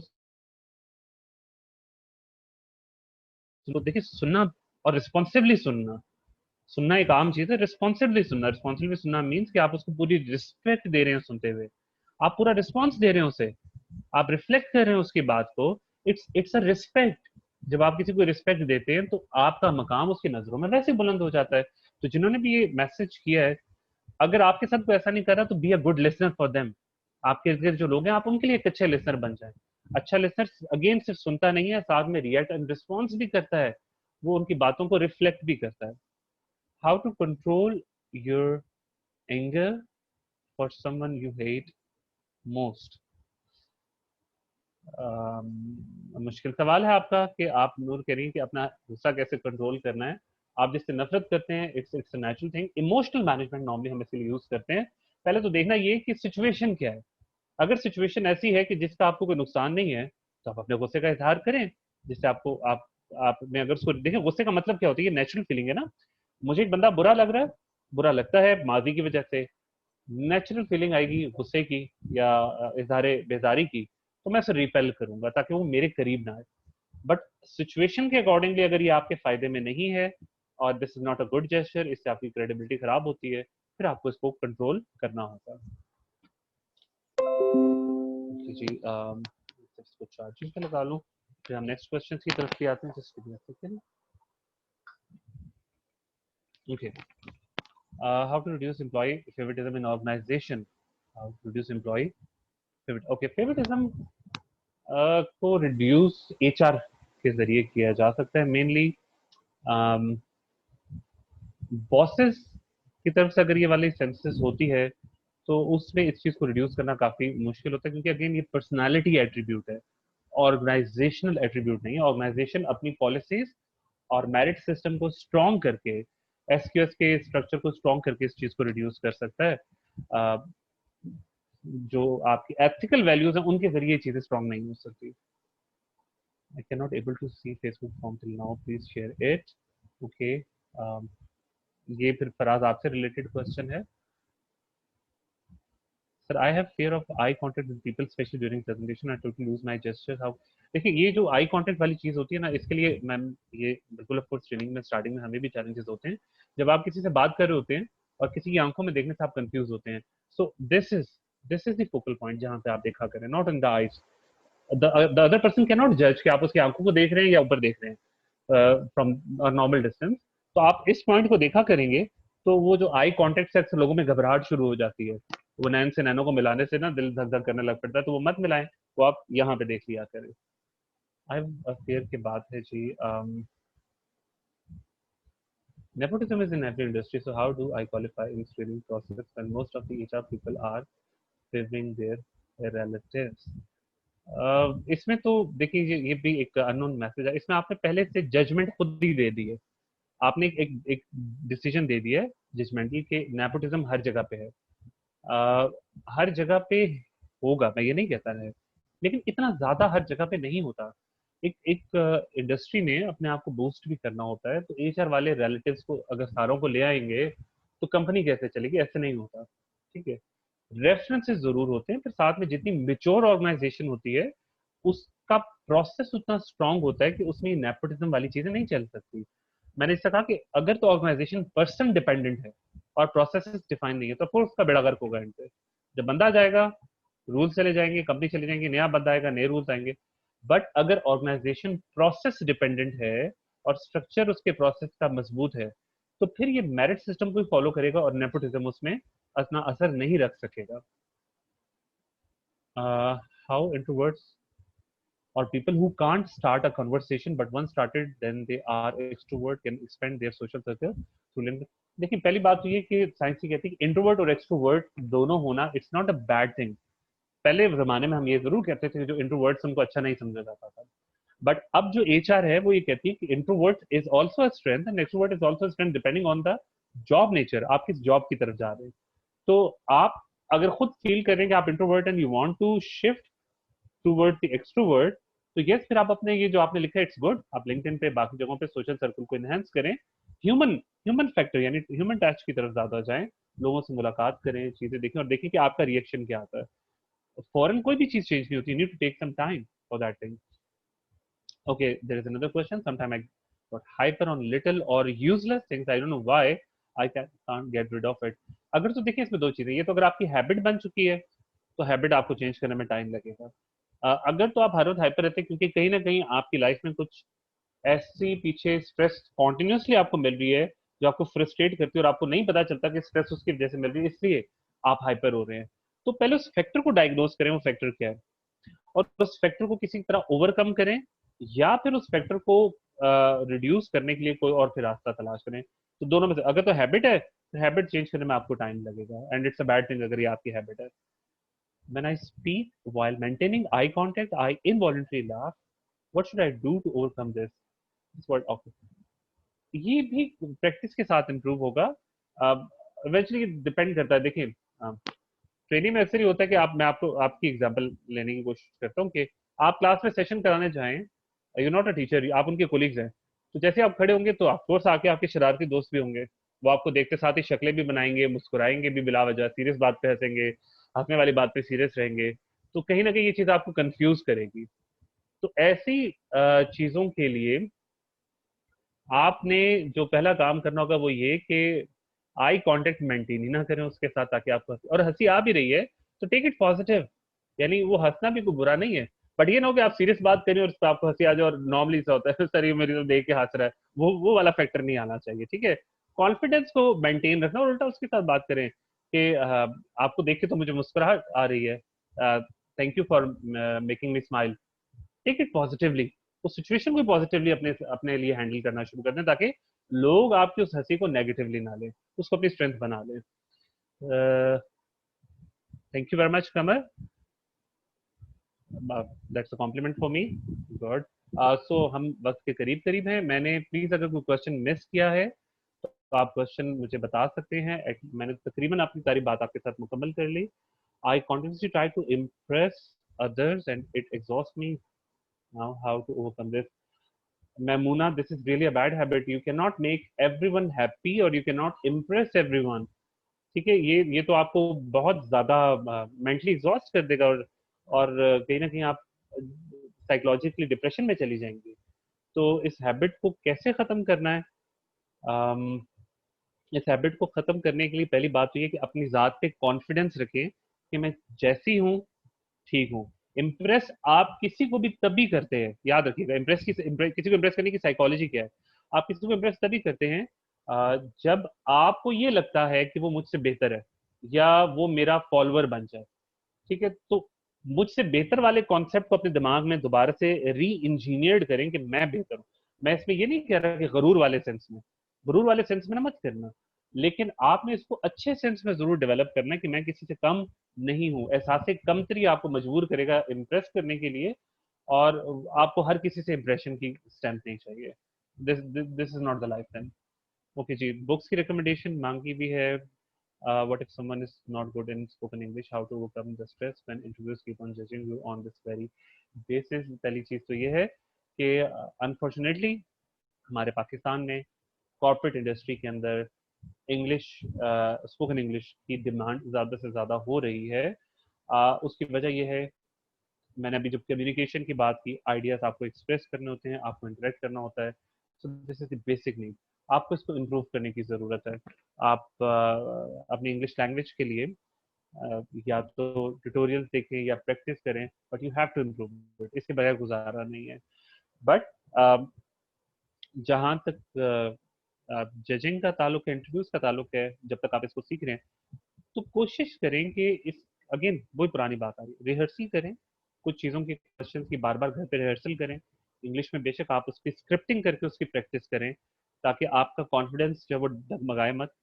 और प्रैक्टिस करने के बाद आप जब स्टार्टिंग इंग्लिश में ले रहे हैं तो you can go for the Minglish, यानी इंग्लिश उर्दू को मिक्स कर लें, it doesn't matter, it's better. वैसे ये तो इंटरव्यू वाला पार्ट आपका जो सेशन है, लेकिन मैं इसमें बता रहा हूँ इट्स बेटर कि आप अपनी नेटिव लैंग्वेज में उर्दू में बात कर लें ज़्यादा अच्छे तरीके से, कॉन्फिडेंस के साथ, इंस्टेड कि आप इंग्लिश में बोखलाहट में अजीबोगरीब किस्म की बातें कर लें। तो कॉन्फिडेंस मेंटेन रखना इंटरव्यूज में ज़्यादा ज़रूरी होता है, इंग्लिश मेंटेन करना सेकेंडरी होता है, इंपॉर्टेंट है बट सेकेंडरी होता है, confidence is the main thing.